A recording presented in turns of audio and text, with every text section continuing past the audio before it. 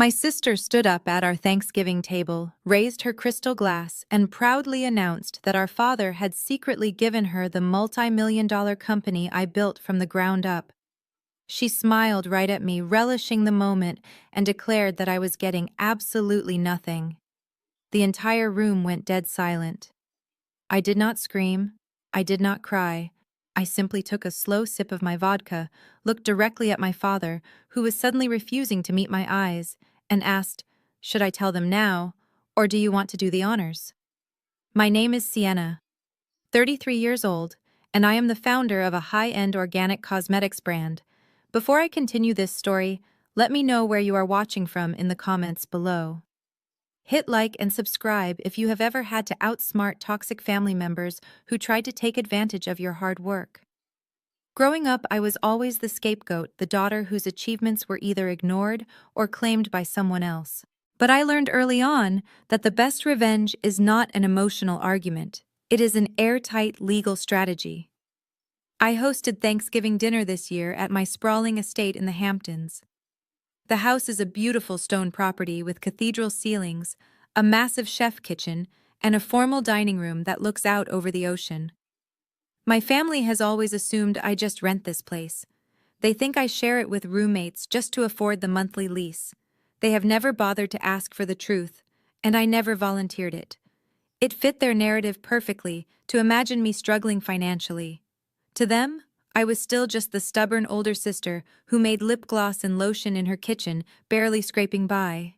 They had absolutely no idea I bought this $3 million property entirely in cash 2 years ago, safely tucked under a private trust. The long mahogany dining table was covered in fine china and silver platters of roasted turkey, artisan stuffing, and expensive wine that I had carefully selected and paid for. The warm light from the crystal chandelier made the room feel cozy, but the energy around the table was entirely different. My younger sister Amber, who is 30 years old, sat directly across from me. Amber is the golden child. She has always been incredibly entitled, materialistic, and is constantly bailed out by our parents whenever she maxes out her credit cards. Beside her sat her husband Trey, a 34-year-old African-American man who confidently calls himself a finance expert. In reality, Trey recently bankrupted his own cryptocurrency fund and has been desperately looking for a cash cow to fund his lavish lifestyle. My parents, Richard and Diane, sat at opposite ends of the table. My mother, Diane, was already getting teary-eyed with pride just looking at Amber, while my father, Richard, puffed out his chest with that familiar manipulative authority he always carried. We were just finishing the main course when Amber picked up her heavy silver spoon and began tapping it against her champagne flute. The sharp clinking sound cut right through the soft jazz music playing in the background. Everyone stopped eating and turned their attention to her. Amber stood up slowly, smoothing down her expensive silk maternity dress. She looked around the table, soaking in the attention she so desperately craved, before her eyes finally locked onto mine. Her expression was a mix of fake pity and pure smug triumph.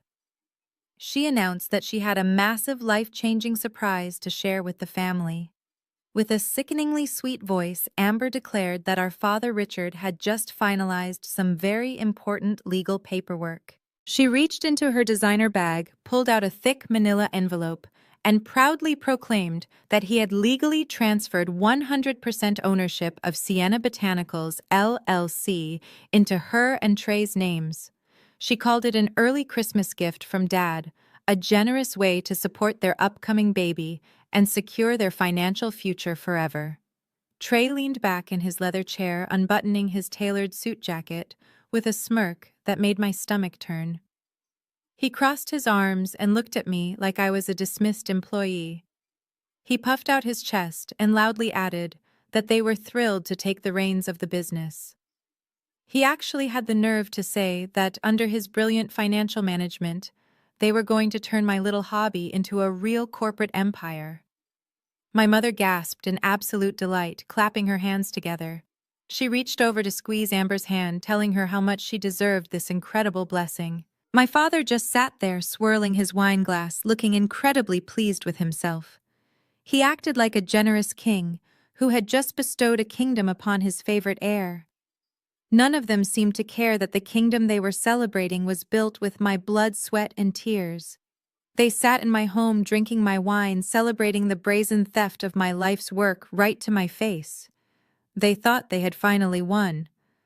I silently looked at Trey. He was practically vibrating with unearned confidence. He took a sip of his wine, swirling it around before setting it down with a heavy thud. He actually had the audacity to adjust his tie and clear his throat, commanding the room as if giving a speech at a shareholder meeting. "Look, Sienna," Trey said, his tone dripping with condescension. "We know this is a big transition for you. You have been running the day-to-day operations and we appreciate the groundwork you laid. But let us be honest, you do not have the vision to scale this. You are thinking small. Boutiques. Local pop-ups. I am thinking global distribution. I have the network to take Sienna Botanicals public within 2 years." I just stared right at him. The man who recently lost his investors millions in a crypto scheme was lecturing me about global distribution. However, Trey continued pacing behind Amber's chair, resting his hands on her shoulders. "We value loyalty. Amber and I discussed it, and we are willing to keep you on payroll. We need someone who knows the inventory. If you are willing to learn your place and respect the new chain of command, we can offer you a position as the warehouse manager. You would get a stable salary, decent benefits, and you would not have to worry about the heavy burden of decision-making anymore." Amber chimed in, nodding vigorously. "It is a generous offer, Sienna. You really should take it. You have always preferred being behind the scenes anyway." The sheer delusion in the room was suffocating. They were offering me a demotion in my own company, a business generating tens of millions in revenue, as if throwing a bone to a starving dog. I finally broke my silence. I set my napkin down on the table, keeping my voice perfectly level. "A warehouse manager. How thoughtful of you, Trey. But I think there is a slight misunderstanding here about how ownership works. You cannot just gift a company like a sweater. I built Sienna Botanicals. My name is on the brand." My father slammed his hand flat against the dining table, making the silverware rattle. His face flushed red, the polite mask dropping instantly to reveal the aggressive, domineering man I had known my entire life. "Do not play dumb with me, young lady," Richard snapped, pointing a thick finger in my direction. "You know exactly how the paperwork was filed. You were 17 years old when you started mixing those little potions in the kitchen. 17. A minor. You could not legally open a commercial bank account. You could not sign a binding vendor contract. Who do you think signed all those initial incorporation documents I did?" He leaned forward, his eyes narrowing with a toxic mix of pride and resentment. "I was listed as the legal custodian and the primary owner of the limited liability company. It was my name on the line. And let us not forget where the money came from to buy your first batch of bulk ingredients and packaging. I gave you $5,000 from the family savings account. I funded your little startup. You gave me $5,000 that I paid back with interest within 6 months," I replied calmly, not breaking eye contact. "And I did all the work. The formulas, the branding, the late nights packing boxes on the living room floor." "Paying it back does not change the equity structure," Richard countered, his voice booming through the dining room. "Seed capital is seed capital. Without my money and my signature, you would have had nothing. By the letter of the law, Sienna Botanicals LLC belongs to me. It has always belonged to me. I let you run it because it kept you busy, but it is my asset. And as the legal owner, I have every right to transfer my asset to anyone I choose." He gestured broadly toward Amber and Trey. "Your sister is bringing a child into this world. She needs stability. Trey is ready to step up and lead a real enterprise. You have been hoarding the profits for yourself for years, living in this ridiculous, overpriced rental, refusing to help your own blood. Well, I am correcting that mistake today. The company is theirs now. The paperwork is already filed with the state. It is legally done." The dining room fell completely silent again. My own mother looked away, pretending to be deeply interested in her glass, while Amber and Trey beamed with triumph. They truly believed that my father's signature on a dusty document from 15 years ago gave them the keys to my kingdom. They thought the trap had closed, unaware that I had built the cage myself. I watched my father lean back in his chair, crossing his arms like a judge who had just delivered a final, undeniable verdict. He looked so incredibly proud of the ambush he had orchestrated. Before I could even respond to his legal threats, my mother decided it was time to play her favorite role, the peacemaker who somehow always ended up making me the villain. Diane dramatically dabbed at her perfectly dry eyes with a linen napkin. She reached across the table, her voice trembling with forced emotion. "Sienna, sweetheart, please try to understand where we are coming from," she pleaded, wearing an expression of deep, exaggerated sorrow. "We are family. You have always been the strong one, the independent one. You just need to be the bigger person right now. Amber is pregnant. She is bringing our first grandchild into the world, and she has been under so much terrible stress lately." My mother let out a heavy sigh, shifting her gaze toward Trey, completely ignoring the sharp glare he was giving her. "Trey has had a terrible run of bad luck," Diane continued, her voice dropping to a theatrical whisper as if she were sharing a tragic secret. "That cryptocurrency fund he was managing went completely under last month.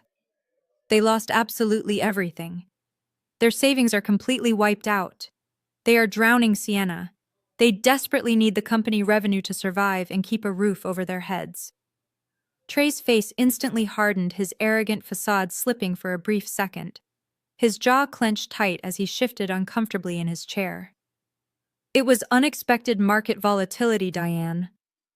Trey snapped, clearly humiliated that his financial failure was being weaponized as a charity case. "I did not lose everything. It is a temporary liquidity issue. I am simply pivoting my portfolio into a more stable asset class, like retail cosmetics." I looked from Trey to my mother, feeling a cold, calm clarity wash over me. I did not raise my voice. I did not match their emotional chaos. I just let the silence stretch for a moment, forcing them to sit in the pathetic reality of their own words. "Let me make sure I understand this," I said, my voice cutting through the tension like glass. "Because Trey gambled away his investors' money on a failed crypto scheme, I am supposed to hand over the business I built from scratch to act as a financial life raft for a man who just insulted me in my own dining room." My mother gasped, clutching her chest as if I had physically struck her. "How can you be so incredibly cold? We are talking about your sister's future." "Let us talk about the past 15 years, Mom," I fired back, leaning forward slightly. "Let us talk about what family support actually looks like in this house. I have not taken a single dime from you or Dad since the day I turned 18, not 1 cent. I have worked 80-hour weeks for over a decade. I missed holidays, I missed vacations, and I slept on concrete warehouse floors just to make sure my holiday orders shipped on time. I built my success through relentless, exhausting discipline." I turned my gaze to Amber, who was aggressively stabbing a piece of turkey with her fork, refusing to look at me. "Meanwhile," I continued, "you and Dad paid for Amber to drop out of 3 different private colleges because she simply could not decide on a major. When she wanted to launch a failed jewelry line, Dad wrote a check. And just last year you handed her a $100,000 down payment for her house. You have bankrolled her entire existence. And now you want to hand her my existence too." Amber finally snapped her head up, her face flushed with anger. "It is completely different, and you know it. I was trying to find myself.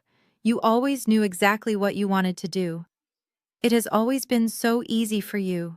"Easy," I repeated, almost laughing at the sheer absurdity of the word. "You think waking up at 4 in the morning to negotiate with overseas suppliers is easy. You think risking everything I had is easy." Diane reached out again, her voice adopting that sickly sweet tone of a disappointed parent. "Family sacrifices for each other, Sienna. Look around you. You are already so successful. You have this beautiful rental home. You clearly have plenty of money to spare. Why must you be so incredibly selfish when your sister is in need? Why can you not just be happy for her?" I looked at the 4 of them sitting around my table.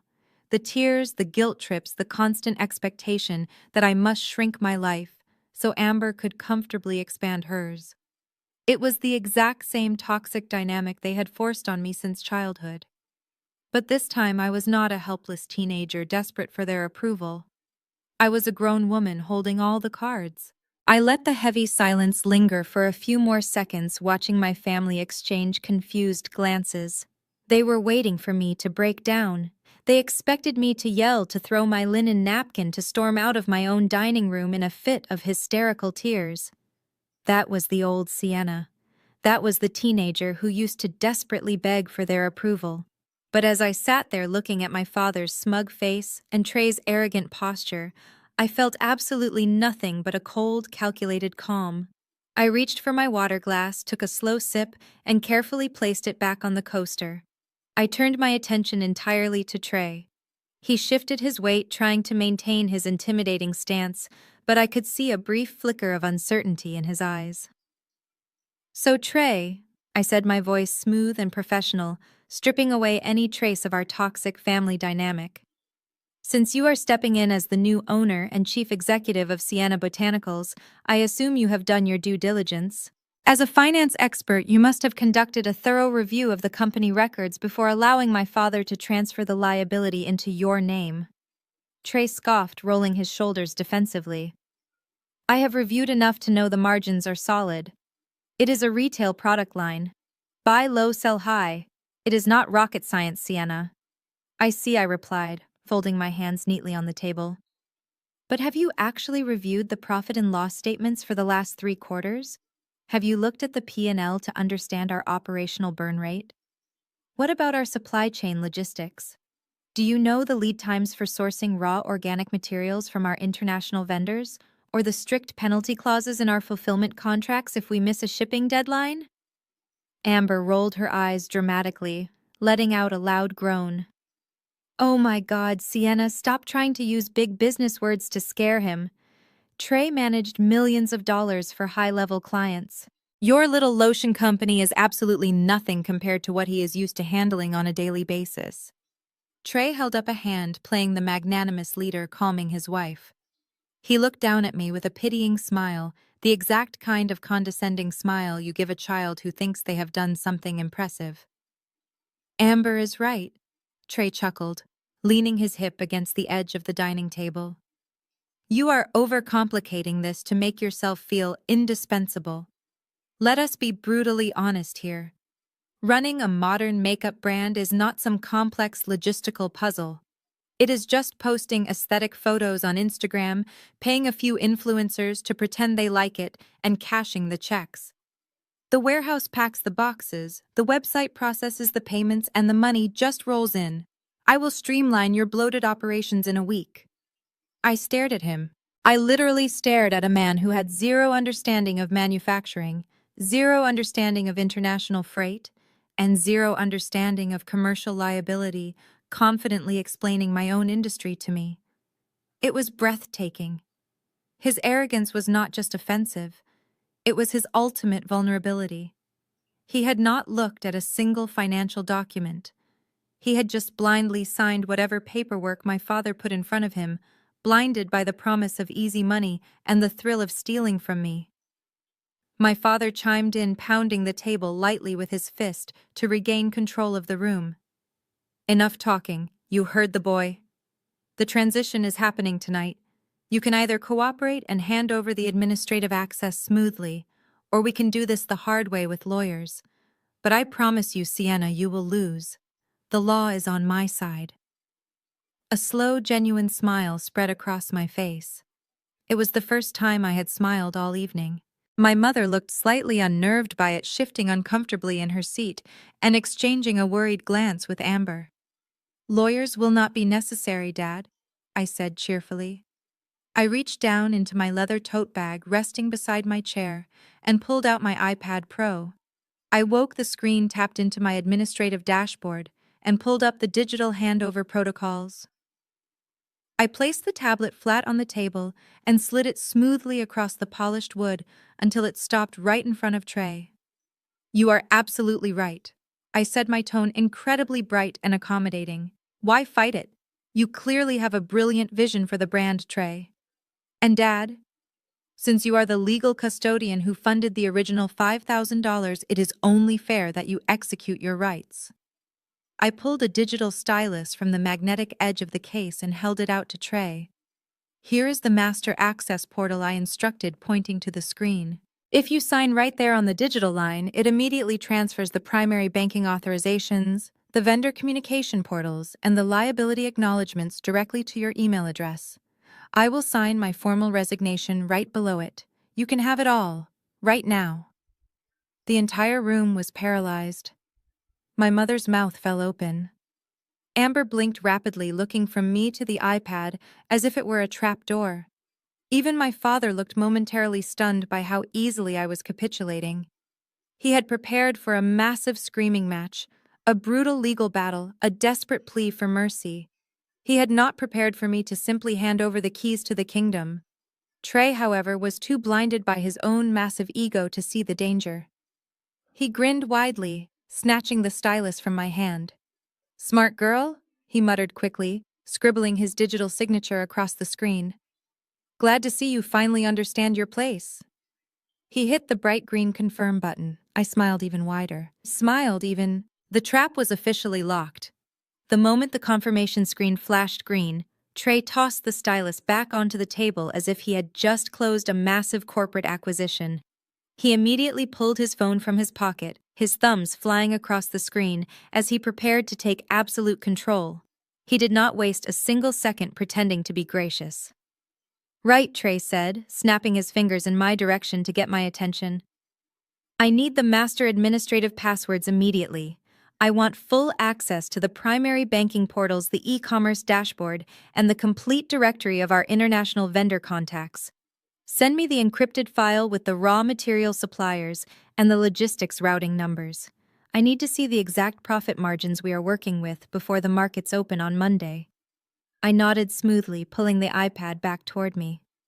I opened the security settings and began typing his email address into the primary ownership field. Amber clapped her hands together, practically bouncing in her seat. She leaned against Trey, resting her chin on his arm.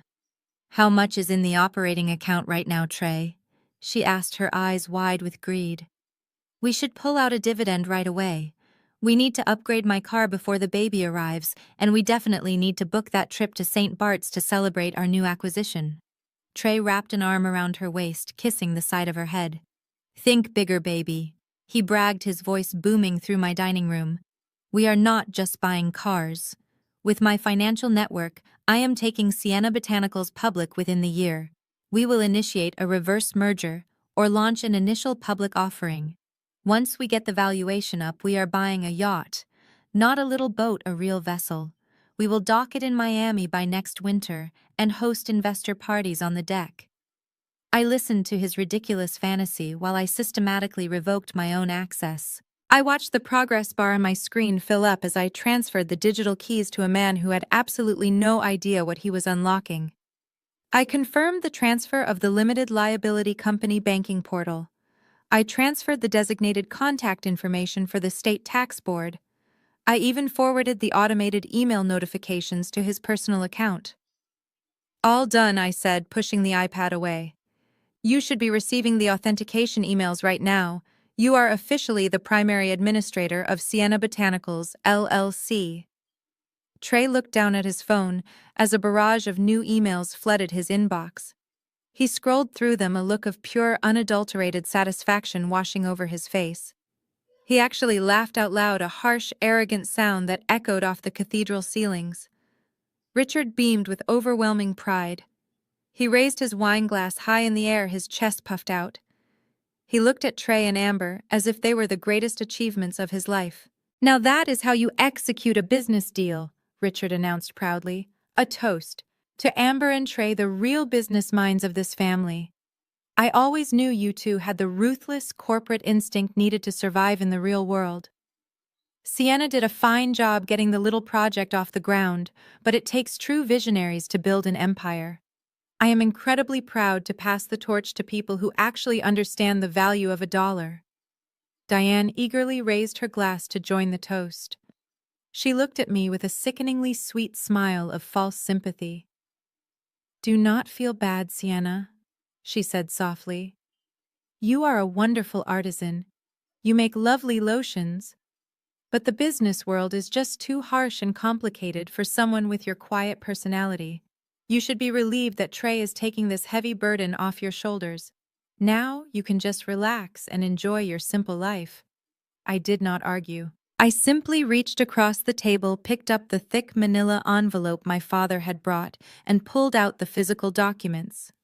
I uncapped my pen and signed my name on the formal resignation letter, relinquishing all my duties as an officer of the limited liability company. I signed the liability transfer waivers. I signed the banking authorization releases. I handed the entire stack of perfectly executed legal documents directly to my father. Richard snatched the papers from my hand, quickly scanning the signature lines to make sure I had not missed a single one. Satisfied, he slid them over to Trey, giving his son-in-law a firm nod of approval. The handover was complete. They had everything they demanded. They had the paperwork, the bank access, and the title. They were completely convinced they had just stolen a gold mine. They had no idea they had just willingly chained themselves to a sinking ship. With the documents securely in Trey's possession, the atmosphere in the dining room shifted from tense negotiation to arrogant celebration. Amber leaned back in her chair, resting her hands on her pregnant belly, and let out a long, theatrical sigh of relief. She looked around my dining room, her eyes scanning the vaulted ceilings, the custom artwork, and the expensive hardwood floors with a look of undisguised disdain. "Sienna, we really need to talk about your living situation now," Amber said, her voice dripping with that fake maternal concern she had perfected over the years.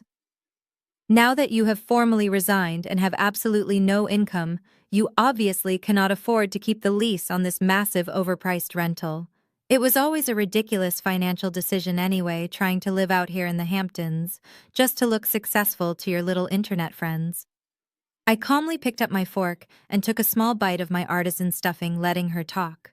I wanted her to put every ounce of her entitlement on full display. Trey and I were discussing it on the drive over here. Amber continued, completely oblivious to my silence. "Since we are going to be so incredibly busy running the company and preparing for the public offering, we are going to need reliable help at home. We have a finished basement in our house. It is not huge and it can get a little drafty in the winter, but it has a small bathroom. We are willing to let you move in there rent-free." Trey nodded enthusiastically, pointing his wine glass at me. "It is a win for everyone, Sienna. You get a free place to crash while you figure out your next minimum wage job, and in exchange, you can be our full-time live-in nanny. Amber is going to need round-the-clock support when the baby arrives, and we simply cannot trust strangers. You will be responsible for the night feeds, the laundry, and keeping the house pristine. Plus, it will be good for you to finally learn some domestic skills instead of pretending to be a corporate executive. You have been playing businesswoman for far too long. It is time to rejoin the real world." I sat perfectly still, my face a carefully constructed mask of polite interest. My younger sister, whose mortgage was heavily subsidized by my father, and her husband, who had just bankrupted his only legitimate business venture, were offering me a damp basement to live in. They genuinely believed they were doing me a massive favor by allowing me to become their unpaid servant. It was the ultimate manifestation of how they viewed me. Not as a person, not as a successful entrepreneur, but as a resource to be consumed and discarded whenever it was convenient for them. My mother clasped her hands together, her eyes shining with unshed tears of joy. "Oh, Amber, that is so incredibly generous of you," Diane gushed, reaching out to pat my sister's arm. "Do you see, Sienna? This is what real family does. We take care of each other. You have been so isolated and stressed out here, all by yourself, prioritizing your selfish career over everything else. Moving into the basement will give you a sense of purpose. You can help raise your niece or nephew, and you will not have to worry about paying rent or buying your own groceries. You can finally experience the joy of family life that you have been missing out on." I looked down at the expensive china plate in front of me, taking a deep, slow breath to keep my composure. It was almost beautiful how perfectly they had constructed this alternate reality. They had just stolen my life's work, stripped me of my supposed income, and yet they had somehow convinced themselves that they were my benevolent saviors.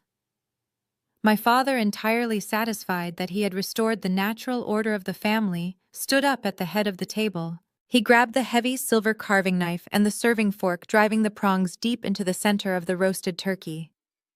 He began slicing thick pieces of the premium organic bird I had specially ordered from a local farm, distributing the meat onto their plates with the grand sweeping gestures of a victorious patriarch. He spooned heaps of artisan stuffing and poured rich gravy over their portions, acting like the generous host of a feast he had absolutely no hand in creating. "Let us eat and celebrate," Richard announced, his voice booming with absolute authority. "To new beginnings, to smart business moves, and to keeping the family wealth exactly where it belongs." They all raised their glasses, clinking them together in a unified cheer that deliberately excluded me. I watched them dig into the luxurious Thanksgiving feast I had prepared and paid for. I watched them pour more of my expensive vintage wine into their crystal glasses, laughing loudly and making grand plans for the millions of dollars they thought they were about to inherit. Amber was already scrolling on her phone, casually mentioning different luxury yacht models she wanted Trey to look into. As I sat there quietly sipping my water, my inner monologue was completely devoid of any anger, panic, or resentment. I felt no urge to defend my home, my accomplishments, or my bank account.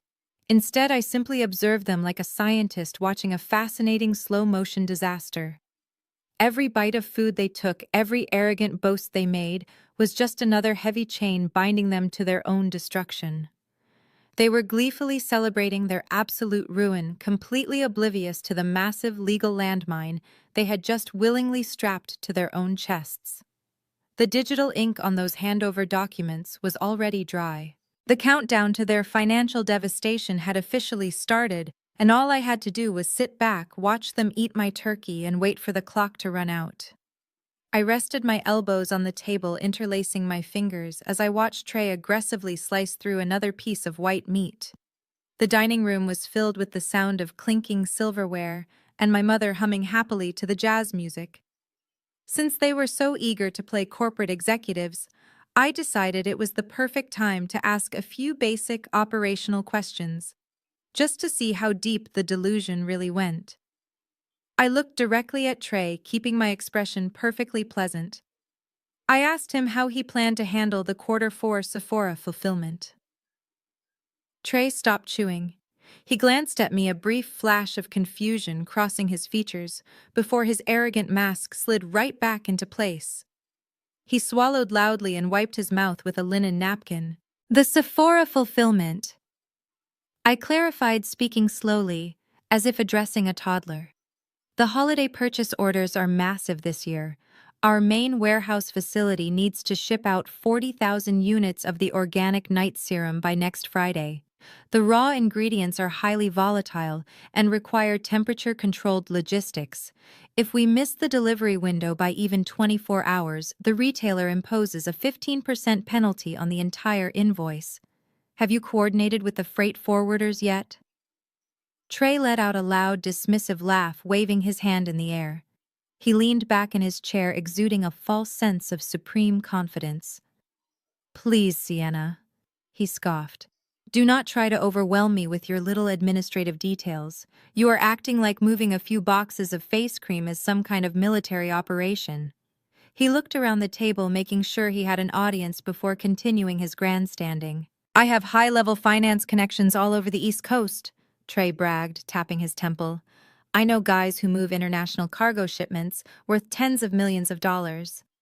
I will just make a quick phone call on Monday morning and have one of my supply chain specialists handle your little warehouse issue. It is a simple logistical pivot. We will probably even cut costs by outsourcing the packaging to a cheaper facility. You have been overpaying for temperature control anyway." Amber nodded along, completely mesmerized by his corporate buzzwords. "Exactly," she added, taking a sip of her sparkling water. "You always make things so unnecessarily complicated, Sienna. Trey knows how to delegate. That is what real leaders do. They do not stress over boxes." I did not bother correcting him. I did not bother explaining that our organic certifications would be instantly revoked if he moved the product to a cheaper non-compliant facility. I just let his ignorance hang in the air, a testament to his impending doom. Instead, I shifted my gaze down the table to my father. Richard was happily buttering a dinner roll, looking completely relaxed now that he had successfully dumped the company. "Dad," I said, keeping my voice low and serious. "Are you absolutely certain Trey is ready for this?" Richard paused, his butter knife hovering over his plate. He shot me a warning glare. "I just told you he is Sienna. Drop it."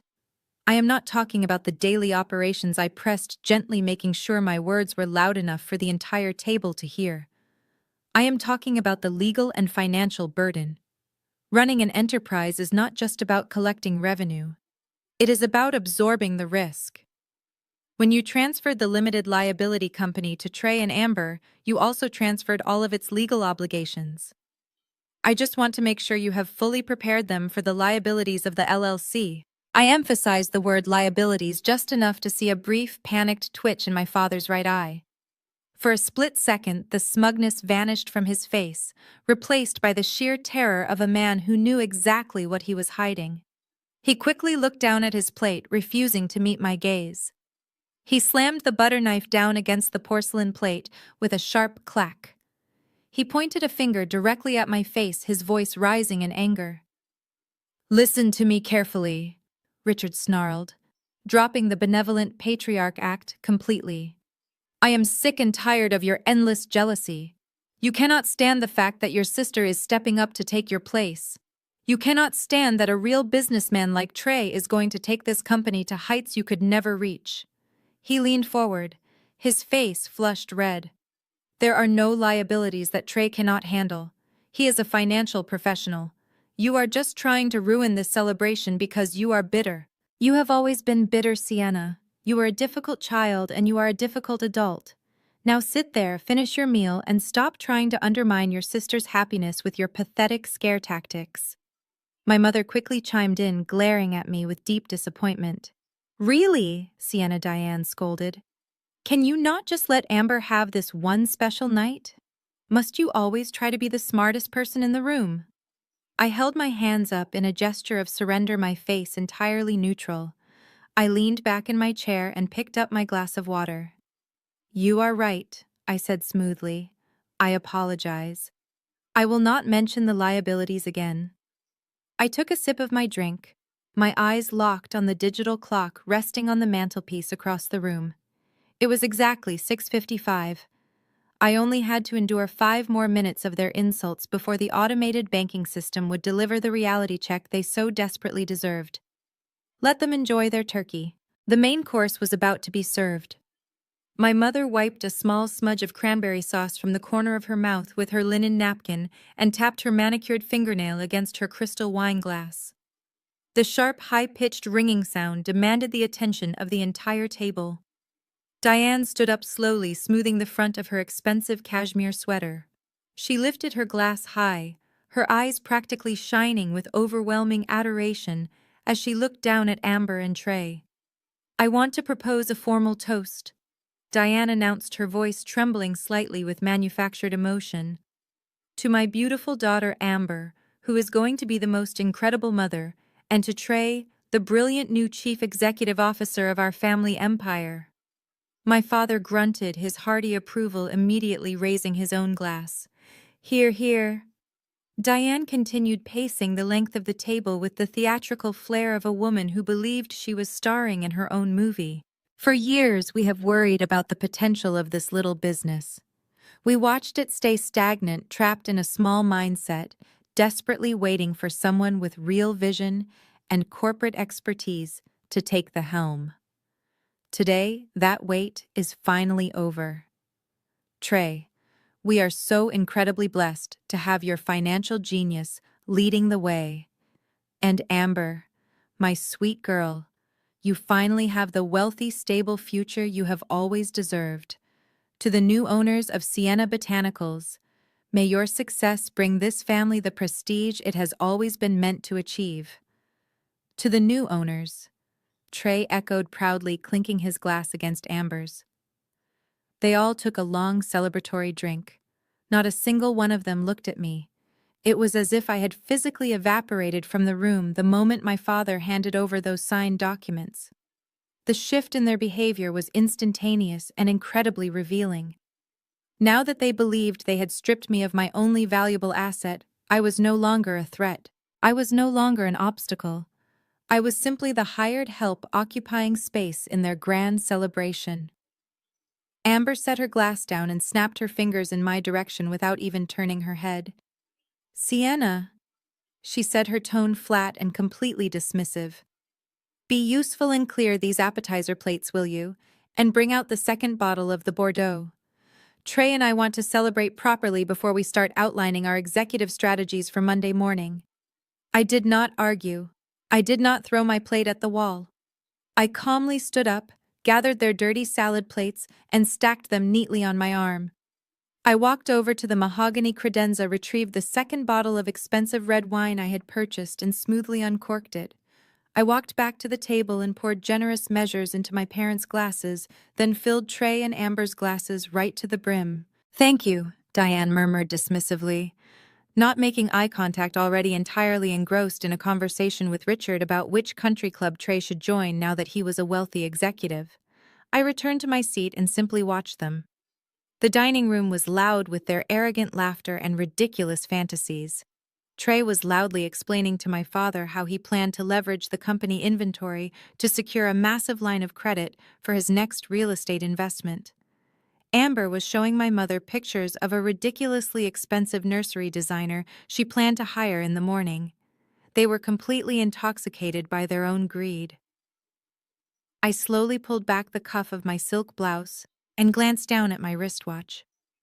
The sleek silver hands moved with quiet, relentless precision. It was currently 6:58 in the evening. Today was Thursday, the 25th of November, Thanksgiving Day.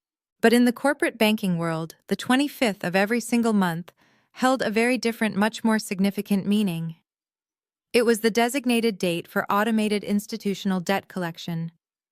When you structure a commercial business loan of a certain magnitude, the bank does not wait for you to mail them a paper check. They do not send polite reminder emails. They require direct, unfettered access to the primary operating account of the designated limited liability company. And exactly at 7 o'clock in the evening Eastern Standard Time, the automated clearinghouse system initiates an irreversible sweep of the required funds. I watched the second hand on my watch sweep past the 12. 6:59. Trey laughed loudly at a joke my father made, leaning back and resting his hands behind his head. He looked like a man who had just conquered the world. He had absolutely no idea that the digital infrastructure of his newly acquired banking portal was currently waking up, verifying his fresh administrative credentials and preparing to execute its monthly protocol. I picked up my water glass, my hand perfectly steady. The ambient jazz music swelled in the background. My mother laughed. Amber touched her stomach. Trey took another long drink of my expensive wine. 10 seconds left. 5 seconds. I stared directly at Trey's expensive smartphone, resting face up on the polished wooden table. I waited for the digital guillotine to drop. Exactly at 7 o'clock, the digital guillotine fell. Trey's expensive smartphone vibrated violently against the polished mahogany wood, the screen lighting up with a bright notification banner.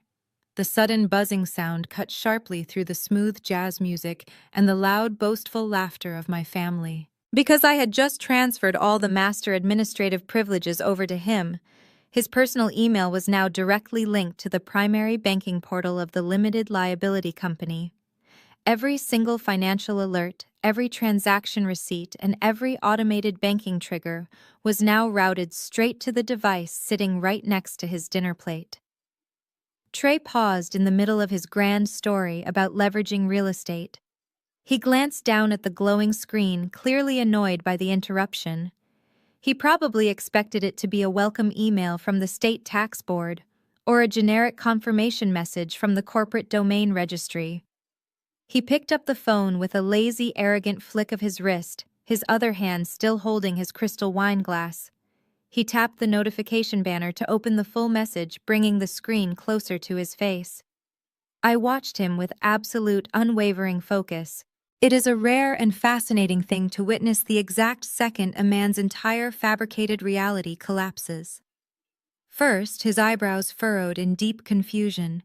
Then the arrogant, self-satisfied smirk that had been plastered across his face all evening completely vanished. His jaw went slack. The hand holding his expensive wine began to tremble ever so slightly, causing the dark red liquid to ripple inside the glass. He blinked hard aggressively, swiping down on his screen to refresh the email application, desperately hoping the numbers staring back at him were just a bizarre digital glitch. He tapped into the attached secure portal link, his thumb moving frantically now. The confident, booming finance expert from 2 minutes ago was gone, replaced by a man staring into the abyss of absolute financial ruin. Amber noticed his sudden silence. She stopped talking to my mother about her ridiculously expensive nursery designer and frowned at him. "Trey, honey, what is it?" she asked, her voice tinged with irritation. "Put the phone away. We are celebrating our new business. You can look at emails tomorrow." Trey did not answer her. He did not even look at her. His eyes were glued to the bright screen of his phone. He set his wineglass down on the table so hard that the crystal chimed loudly, nearly spilling the dark red liquid onto the white linen tablecloth. "What the hell is this?" Trey muttered, his voice barely above a whisper. My father froze. The piece of turkey he was about to eat stopped halfway to his mouth. Richard knew exactly what that notification was. The color completely drained from his face, leaving him looking pale and suddenly very old. "Speak up, Trey," my father demanded, trying to inject a false sense of authority into his suddenly shaking voice. "What are you looking at? If it is a vendor invoice, just ignore it until Monday." Trey finally looked up from his phone, his eyes darting frantically between my father and me. His chest heaved as he struggled to process the information displaying on his banking dashboard. He leaned forward, bracing his hands on the edge of the dining table. "Why is there an auto draft of $150,000 pending from the operating account?" Trey asked, his voice cracking with rising panic. The dining room went completely silent. Even my mother stopped chewing her fork, suspended in midair, as the sheer size of the number registered in her mind. $150,000 was not a minor administrative fee. It was not a shipping penalty. It was a massive sum of money, and it was currently being automatically extracted from an account that Trey now legally owned. Trey looked directly at me, his eyes wide and pleading for an explanation. "Sienna, what is this? Did you schedule a massive vendor payout right before you handed over the credentials? Did you try to steal from the company accounts on your way out? Cancel it. Cancel the transaction right now." I calmly reached for my linen napkin, folded it neatly, and placed it next to my plate. I looked at Trey, then shifted my gaze to my father, who was suddenly sweating profusely under the warm light of the crystal chandelier. "I did not schedule anything, Trey," I replied, my voice perfectly steady and clear. "I have absolutely no control over that account anymore. You changed the passwords yourself. That transaction is an automated institutional sweep. It happens on the 25th of every single month, precisely at 7 o'clock in the evening." Trey shook his head, his breathing becoming shallow and rapid. "What do you mean, an institutional sweep? What institution? For what?" I looked at him, feeling no pity whatsoever. "I think you should read the description attached to the pending transaction," I suggested simply. Trey practically shoved his face back into his phone. He read the tiny text beneath the massive deduction amount, his voice trembling as he spoke the words aloud to the silent room. "SBA loan repayment, principal and interest." The words hung in the air like a heavy, suffocating blanket. Trey stared at his screen, his mind desperately trying to reject the information his eyes were transmitting. The notification banner glowed brightly, an unyielding digital witness to the catastrophic mistake he had just made. I reached for my crystal glass filled with vodka on the rocks. The ice clinked softly against the sides as I lifted it. I took a slow, deliberate sip. The cold liquid burned pleasantly down my throat, grounding me in the absolute reality of the moment. I lowered the glass, my eyes shifting from Trey's horrified face to my father sitting frozen at the head of the table. Richard was gripping the edges of the mahogany table so tightly his knuckles were completely white. He looked like a man standing on the gallows watching the executioner place the hood over his head. The proud, booming patriarch who had just toasted to his own brilliance was completely gone. I looked right at him, feeling a deep, satisfying sense of closure wash over me. "Should I tell them now?" I asked, my voice carrying clearly across the silent dining room. "Or do you want to do the honors, Dad?" My father opened his mouth, but absolutely no sound came out. He swallowed hard, his throat working frantically, but his signature authority had completely evaporated. He tried to raise his hand to silence me, a pathetic, weak gesture that just made him look incredibly guilty. He could not look at Amber. He could not look at Trey. Trey slammed his hand flat against the table, making the fine china jump. "What loan?" he demanded, his voice cracking under the intense pressure. "Sienna, look at me right now. What the hell is this loan?" I turned my attention back to my new chief executive officer. I folded my hands neatly in my lap. "It is exactly what it says it is." "Trey," I explained calmly, maintaining the professional tone of a corporate advisor, delivering bad news. Sienna Botanicals, LLC, is currently carrying a massive commercial debt, specifically a $6 million business loan secured through the Small Business Administration. Amber gasped loudly, pressing both hands against her chest, as if she had just been shot. $6 million, she repeated the number clearly too massive for her entitled mind to properly comprehend.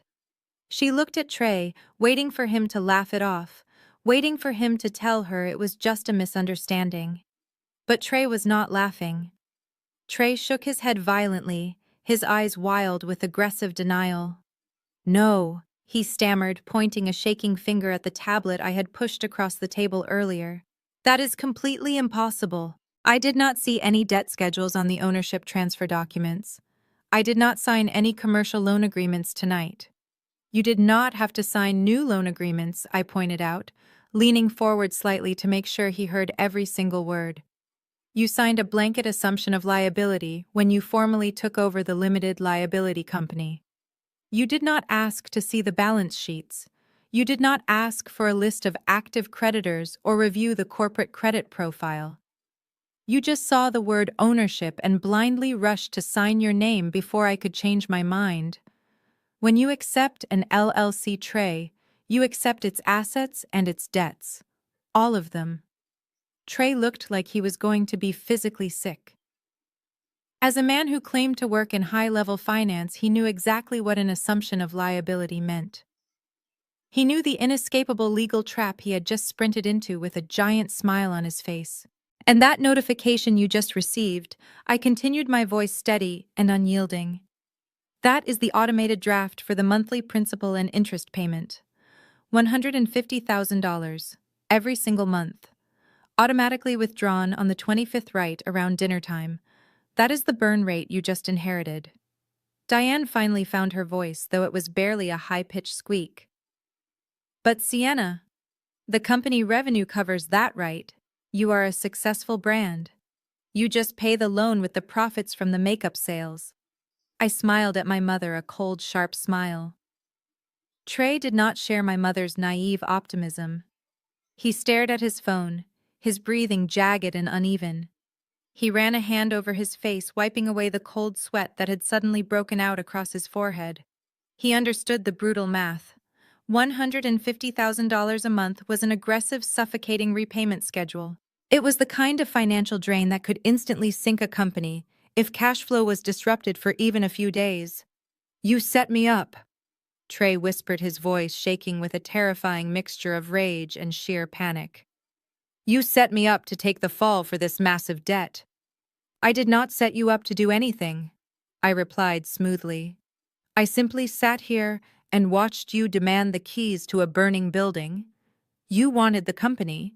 You insulted my intelligence. You offered me a job in my own warehouse and you laughed at me. I just gave you exactly what you aggressively demanded." Amber grabbed Trey's arm, her perfectly manicured nails digging into his suit jacket. "Trey," she pleaded, her voice rising in absolute hysteria. "What does this mean? We cannot afford to pay a bank $150,000 a month. Cancel the transfer. Give the company back to her right now." Trey looked at his wife with a hollow, devastated expression. He understood the legal reality of what they had just done far better than she did. The digital ink was already dry. The administrative authorizations were already processed by the state and the bank. "We cannot just give it back," Amber Trey said, his voice completely defeated. "The liability is already in our names." Trey was absolutely right. The liability was irrevocably tied to their names now. I watched my sister physically recoil from her husband, her hands dropping from his arm as if he had suddenly caught a contagious disease. She looked at our father, her eyes wide with desperate confusion. "Dad," Amber pleaded, her voice cracking. "Tell me this is a joke. Tell me you did not just trick us into taking on a $6 million debt." Richard opened his mouth, but he looked like a fish suffocating on dry land. He could not form a single coherent sentence. He just kept wiping the heavy sweat from his forehead with his expensive linen napkin, his eyes darting frantically toward the front door as if calculating whether he could simply run away from the dining table. Since my father seems to have temporarily lost his booming executive voice, I will go ahead and fill in the blanks for everyone, I said. I reached back into my leather tote bag and pulled out a thick black folder I had prepared earlier this week. I dropped it onto the center of the mahogany table. It landed with a heavy, satisfying thud. I flipped it open, revealing a stack of high-quality printouts featuring the unmistakable letterhead of a major commercial lender. "What you are looking at is the master loan origination file," I explained, tapping the top page. Exactly 3 years ago, my father realized that his name was still legally listed as the primary owner of Sienna Botanicals, LLC. He also realized that the company was generating massive gross revenue, so he went to a commercial bank, presented himself as the sole proprietor, and applied for a massive commercial expansion loan backed by the Small Business Administration. Trey leaned over the table, his eyes scanning the documents upside down. "He approved $6 million, Trey whispered, absolutely horrified. "How did you not know he pulled $6 million out of your own operating account?" "Because he did not put it in the operating account." "Trey," I corrected him sharply. "He set up a shadow account under the LLC umbrella. A completely separate ledger that I had absolutely no visibility into. The bank evaluated the company based on the tax returns, approved the funds, and wired the entire $6 million directly into his secret account." My mother clutched her chest, her face completely pale. "Richard." Diane gasped, her voice trembling with genuine horror. "What did you do with $6 million? We do not have that kind of money in our savings. We do not have anything close to that." I flipped to the second page in the binder, which consisted of detailed bank statements and wire transfer logs. I decided to read them out loud for the benefit of the entire room. "Let us review the corporate expenditures of the former chief executive," I announced clearly. Within the first month of securing the loan, he wired $400,000 to an offshore account in the Cayman Islands. A week later, another $200,000 went to a casino in Atlantic City. Over the next 2 years, he systematically drained millions of dollars to cover massive high-stakes gambling debts. He used my company as his own personal piggy bank to fund a secret gambling addiction. Richard finally found his voice. "It was an investment," he croaked, his hands shaking violently. "I had a system. I was going to double the money and put it all back before anyone even noticed." "You bet $6 million on blackjack and horses?" I fired back, my voice dripping with absolute disgust. "You are not an investor, Dad. You are a degenerate gambler who stole from his own daughter." Trey grabbed the folder, flipping through the pages frantically. He stopped at a specific transaction line, his eyes widening. "Wait a minute," Trey said, his voice dropping to a dangerous growl. He pointed a shaking finger at a massive wire transfer. What is this withdrawal for $800,000? This did not go to a casino. This went to a real estate escrow account. I smiled, turning my attention to my sister, who was currently trying to make herself as small as possible in her chair. I am so glad you found that line item, Trey, I said brightly. That $800,000 went toward purchasing a luxury vacation home in Aspen, a beautiful ski-in ski-out property, but the deed is not in my father's name. I paused for just a second, letting the tension peak. Dad bought that house under a private trust, I revealed, locking eyes with Amber. And the sole beneficiary of that trust is Amber. He used the commercial loan secured by my company to buy his golden child a secret mountain retreat. Trey slowly turned his head to look at his pregnant wife. The veins in his neck were bulging. He looked completely unhinged. You knew, Trey hissed, his voice lethal. You knew about the Aspen house. I swear I did not know where the money came from, Amber cried hysterically, tears streaming down her face and ruining her expensive makeup. Dad just told me it was an early inheritance. He said it was an investment property for the baby. I had no idea it was tied to Sienna's company. It is not tied to my company anymore, Amber, I reminded her cheerfully. It is tied to your company. You and Trey currently owe the bank $6 million for a loan that funded your own vacation home and your father's gambling addiction. And as of tonight, the grace period is officially over. The words hung heavily in the dead air of the dining room. I let the reality of that final sentence sink into their minds. What do you mean the grace period is over? Trey asked, his voice barely a whisper. I closed the black folder and folded my hands neatly on top of it. I looked directly at my father, who was suddenly refusing to make eye contact with anyone at the table. He was staring at his half-eaten plate of turkey, as if it held the secrets to the universe. Did you honestly think he woke up this morning overflowing with holiday generosity? I asked Trey, gesturing toward my father. Did you really believe that a man who has controlled every single financial aspect of this family for decades suddenly decided to hand over a multi-million-dollar enterprise just out of the goodness of his heart? Let me explain the exact timing of this beautiful Thanksgiving miracle. I turned my attention to my mother, who was sitting completely frozen, gripping her crystal wine glass so tightly her knuckles were stark white. For the past 12 months, my father has been fighting a losing battle with the commercial lender. I explained, keeping my tone perfectly conversational. He missed 3 consecutive monthly payments earlier this year. The bank threatened to accelerate the loan and demand the entire $6 million balance immediately. Desperate to avoid absolute ruin, he begged for a temporary forbearance agreement, a period of leniency to restructure his finances and get the payments back on track. My father squeezed his eyes shut. He knew exactly what I was about to say next. The bank granted him that forbearance, I continued, my voice echoing slightly in the large room. But that forbearance agreement has a strict expiration date. It ends next Tuesday. On December 1st, the bank is legally authorized to begin aggressive collection protocols. They were preparing to seize his primary residence, freeze his personal brokerage accounts, and liquidate everything he owns to satisfy the massive debt he accumulated through his gambling addiction. I paused, letting my gaze drift to Amber. She was staring at me with wide, horrified eyes. So he needed a way out, I said smoothly. He needed someone else to hold the bag. He could not sell the limited liability company to a legitimate buyer because a standard corporate audit would instantly reveal the $6 million debt and the missing cash. No real investor would touch it. He needed a buyer who was incredibly greedy, painfully arrogant, and entirely too eager to sign the transfer papers without doing a single shred of basic financial due diligence. I looked right at Trey.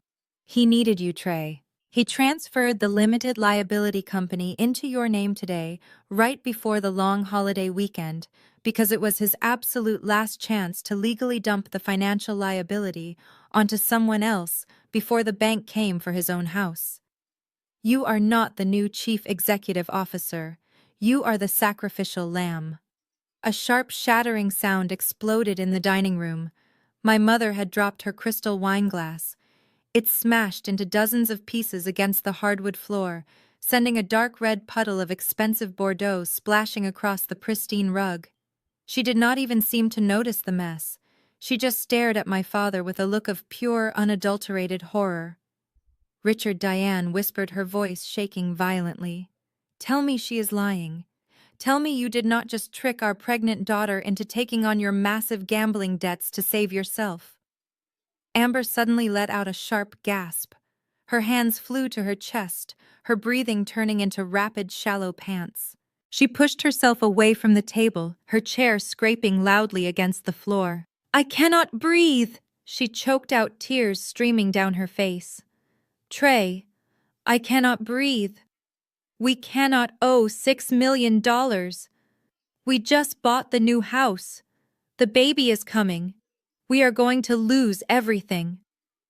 She began to hyperventilate, her chest heaving uncontrollably as the sheer magnitude of the betrayal crashed down on her.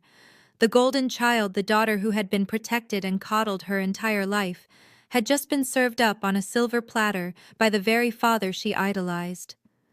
Richard jumped up from his chair, his face flushed a deep, angry purple. He slammed both hands down on the table, trying desperately to reclaim his booming authority.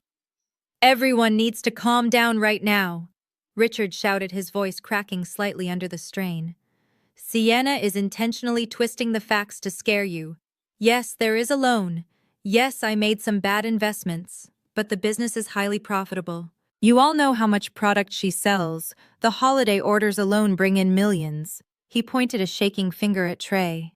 "You are a finance man, Trey. You know how to manage cash flow. The revenue from the makeup sales will easily cover the monthly payments. You just use the company income to pay the bank and you keep the rest. It is a completely standard corporate debt structure. Sienna is just furious because she is out of a job and she wants to ruin our night. Do not let her manipulate you. The company makes more than enough money to handle this." Trey looked at my father, his eyes practically bulging out of his head. He looked like he wanted to leap across the table and strangle the older man. But before Trey could unleash his fury, I reached into my leather bag one final time. My father was right about one thing: the company revenue was massive. But he was about to learn a very painful lesson about corporate structure. Trey suddenly stopped pacing. The sheer panic that had gripped him just moments ago seemed to evaporate, replaced by a sudden manic surge of adrenaline. He was a man who had built his entire identity on the illusion of financial supremacy, and his ego absolutely refused to let him be the victim of a bad deal. He wiped the sweat from his forehead with the back of his hand, his breathing slowing down as his mind frantically grasped onto my father's desperate justification. "You know what Trey said," his voice rising, regaining that arrogant edge that had irritated me all evening. He pointed a finger at me. "Your father is right. You are just trying to scare us because you are out of the game. $6 million sounds like a lot to a small-minded girl who used to mix lotion in her kitchen. But in the real corporate world, $6 million of leveraged debt is absolutely nothing." Amber looked up at him, her mascara-streaked cheeks pale and trembling. "What are you talking about, Trey?" she cried. "It is $6 million. We do not have it. We do not need to have it in cash." "Amber." Trey snapped, clearly annoyed that his own wife could not keep up with his supposed genius. He turned to face the entire room, spreading his arms wide as if delivering a keynote speech at an investor conference. "Do the math. Sienna just admitted her company generates massive revenue. Industry experts value the Sienna Botanicals brand at roughly $50 million based on its current market share and exclusive retailer contracts." He began pacing again, but this time with the confident swagger of a Wall Street shark closing a hostile takeover. "So we inherited a $6 million liability. Big deal. We also inherited a $50 million asset. You take the $50 million, subtract the $6 million debt, and that still leaves us with a net equity of $44 million.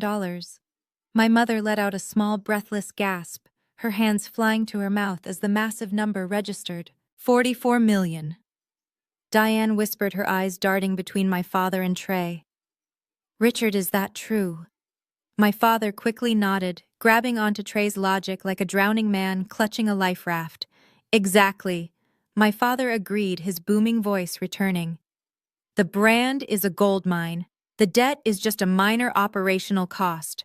I told you Trey knew what he was doing. Trey let out a loud, mocking laugh, looking down at me with absolute triumph. Did you really think you could outsmart me, Sienna? He sneered. Did you think a little commercial loan would send me running? You just gave me a multi-million-dollar payday. I am not even going to bother running your warehouse. I am not going to deal with logistics or holiday shipping penalties. I am just going to flip the entire enterprise.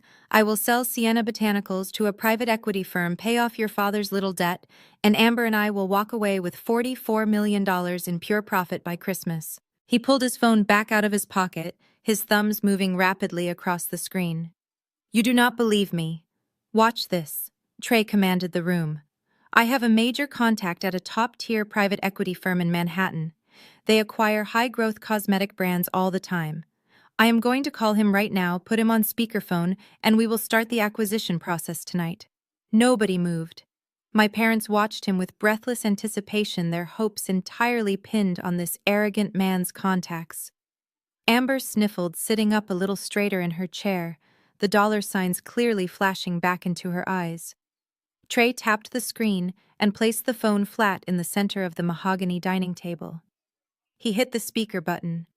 The dial tone echoed loudly in the silent room. 1 ring, 2 rings, 3 rings.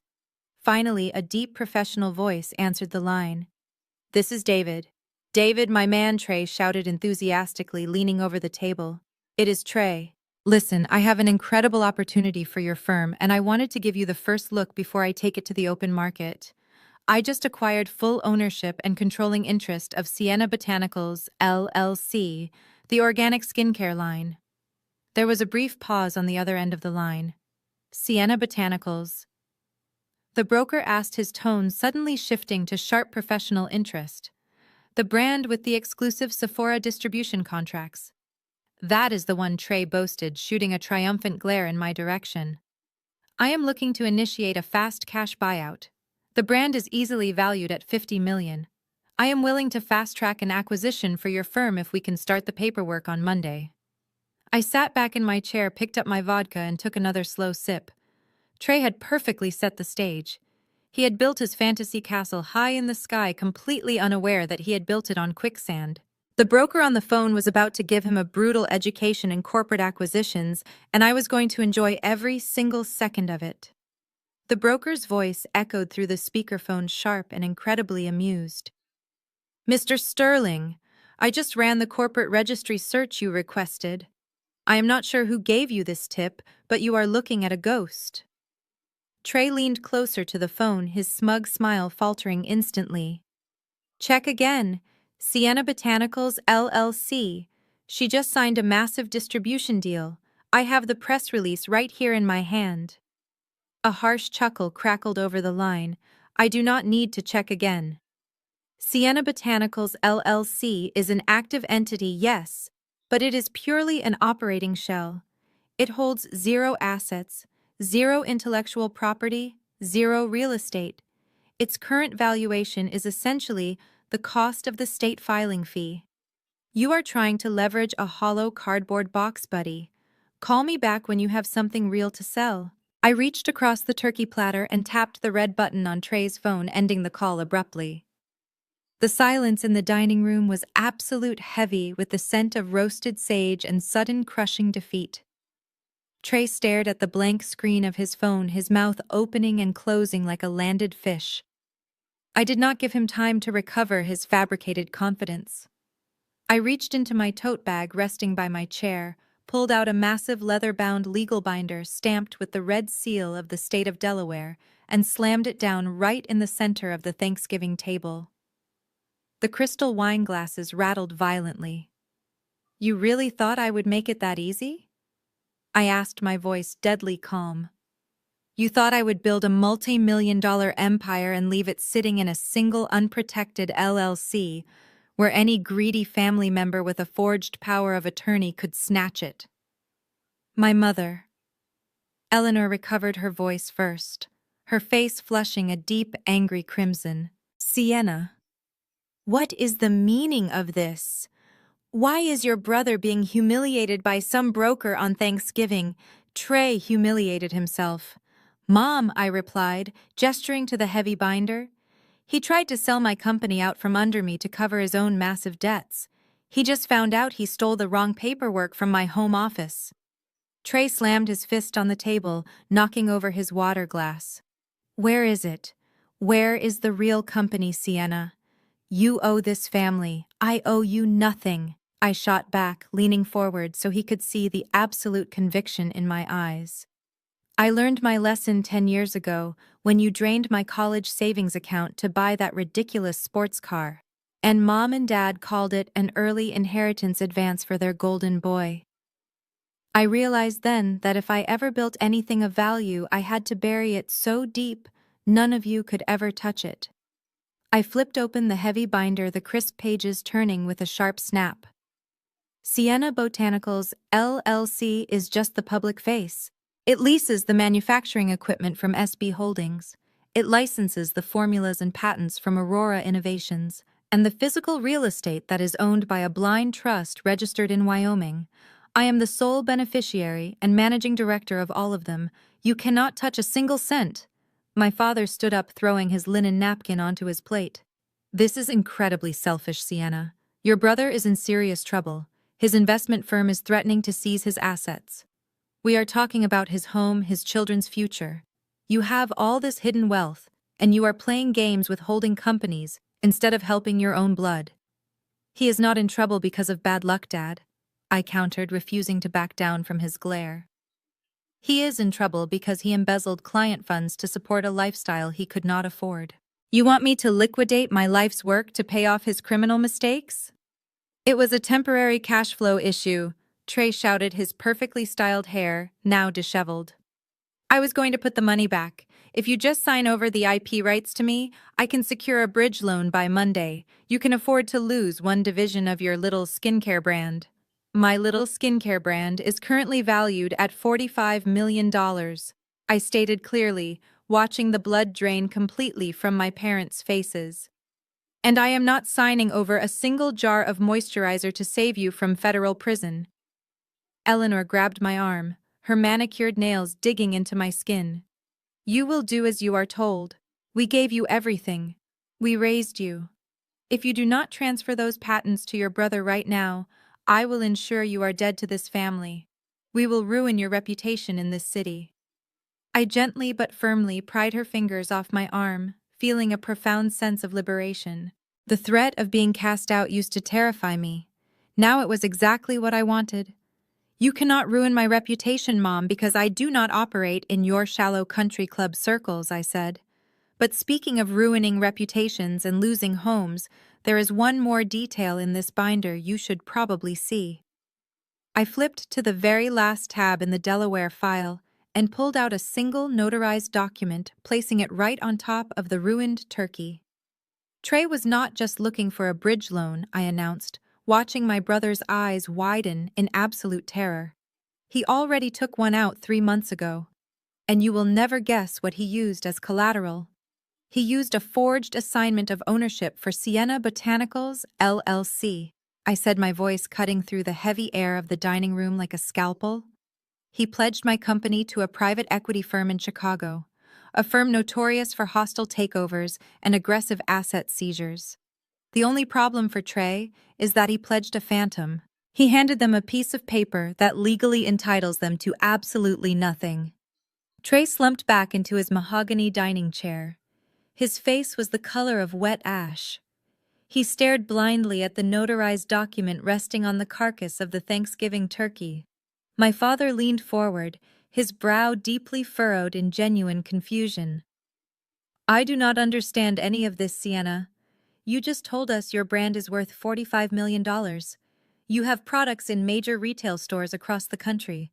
How can you say he pledged nothing? Because, Dad, I replied, folding my hands neatly on the table.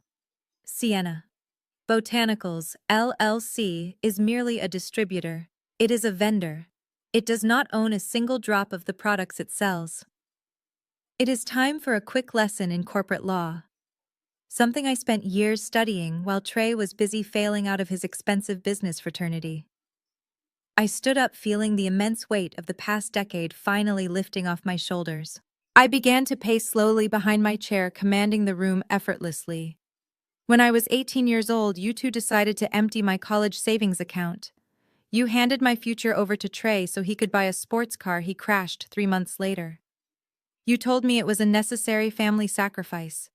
You told me I was smart enough to figure it out on my own. And you were right. I did figure it out. But the lesson I learned was not about hard work or family loyalty. The lesson was that my own blood would financially ruin me if it benefited their golden boy. My mother opened her mouth to protest, but the sheer venom in my gaze silenced her instantly. So at 18, while working 3 jobs to pay for community college, I spent every free hour in the campus law library. I continued. I learned about asset protection. I learned about corporate veils. And before I ever mixed my first batch of serum in my tiny kitchen, I filed the paperwork to form a Delaware C Corp. I named it Sienna Holdings. Trey buried his face in his hands. A low, pathetic groan escaped his throat. He worked in finance. He knew exactly what a Delaware C Corp meant. My parents, however, were still struggling to catch up to the reality of the situation. A Delaware C Corp, I explained, looking directly at my father, offers the strongest corporate shield in the world. It provides absolute privacy and impenetrable asset protection. Nobody knows who owns it unless I want them to. And more importantly, nobody can pierce that veil to take what is mine. Sienna Holdings is the true powerhouse. It is the absolute fortress that houses my entire empire. I meticulously assigned every single piece of intellectual property I ever generated directly into that corporate entity. I walked back to the table and tapped the heavy binder for emphasis. Every single organic cosmetic formula I ever created, from the vitamin C serums to the overnight masks, belongs entirely to the C Corp. The proprietary extraction method for our blue tansy oil, the exact chemical stabilizers that make our products last longer than any competitor on the market, belongs to the C Corp.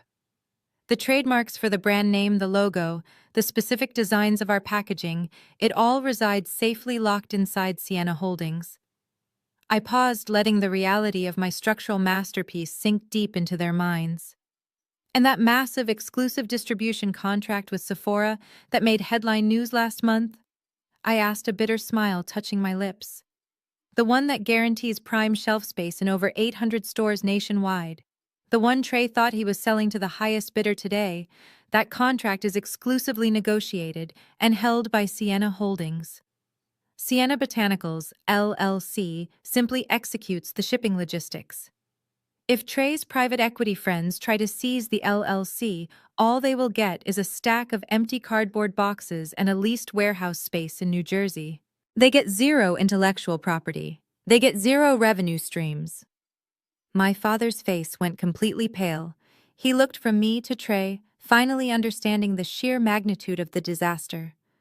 Trey, my father whispered, his voice trembling, if you pledged assets you did not actually own to a private equity firm to secure a multi-million-dollar loan, that is not just a bad business deal.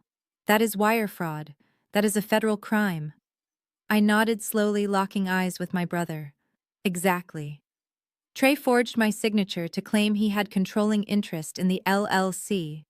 Then he presented the LLC to the lenders as the sole owner of my patents and Sephora contracts. He committed felony fraud to secure millions, which he immediately dumped into his failing investment fund to hide his embezzlement. Eleanor gasped, her hands flying to her mouth in pure horror. Sienna, you have to fix this. You have to transfer the patents to the LLC right now. If you do not, your brother will go to federal prison. They will arrest him. I looked down at my mother, feeling absolutely nothing but cold, hard clarity. I will not move a single asset, I said firmly. I spent 10 years building an empire from the dirt up, specifically designing it so that none of you could ever steal it. I built an impenetrable fortress, Mom. And I am not lowering the drawbridge just because the wolf you raised is finally at your door. The silence that followed my declaration was absolute and suffocating. The only sound in the dining room was the soft ticking of the antique grandfather clock in the hallway, counting down the seconds to my brother's inevitable ruin. Trey looked like a man who had just stepped off a cliff and was suspended in midair, waiting for gravity to pull him down. He swallowed hard, his Adam's apple bobbing frantically.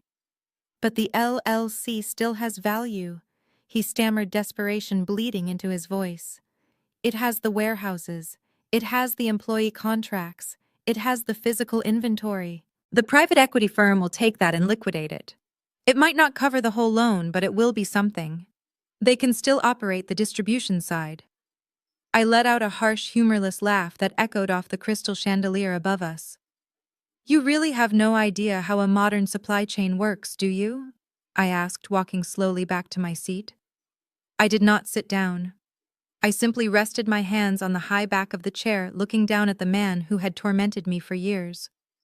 "Let me clarify exactly what Sienna Botanicals LLC is," I said, making sure every word was razor-sharp and perfectly enunciated. "It is not an independent entity with its own operational autonomy. It is a glorified third-party vendor. A middleman. My Delaware C-Corp Sienna Holdings hired that LLC exclusively to manage the physical bottling, labeling, and shipping of the products. That is it."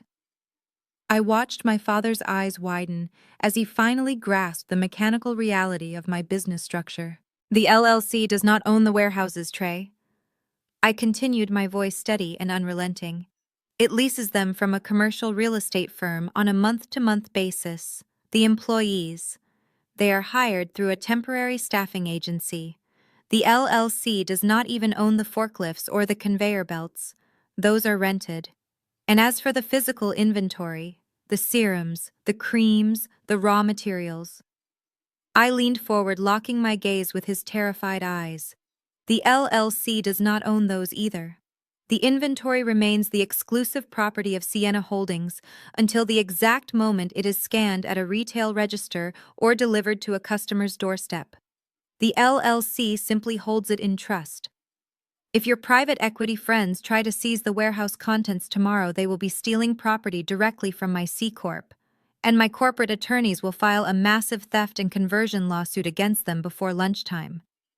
Trey's hands began to shake violently. He knocked over his wine glass, sending a pool of dark red Cabernet seeping into the pristine white linen tablecloth like a spreading wound.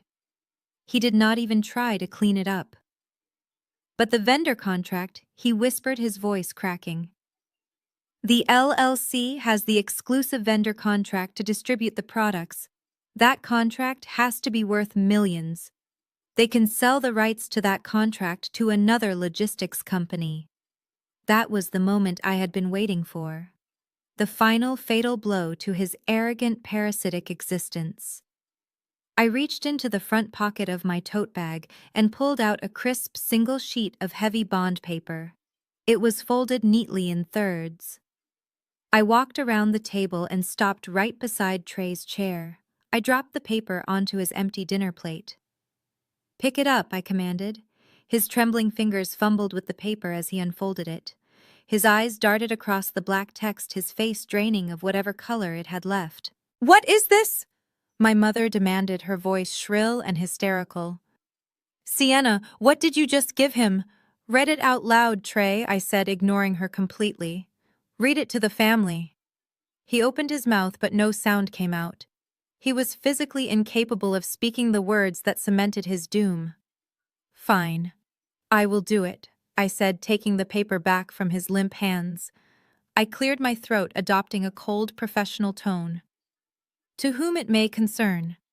This letter serves as formal legal notice that Sienna Holdings Incorporated is exercising its right to invoke the termination clause outlined in Section 4, Paragraph B of the Master Vendor Agreement with Sienna Botanicals, LLC. I paused, letting the legal jargon hang heavy in the air.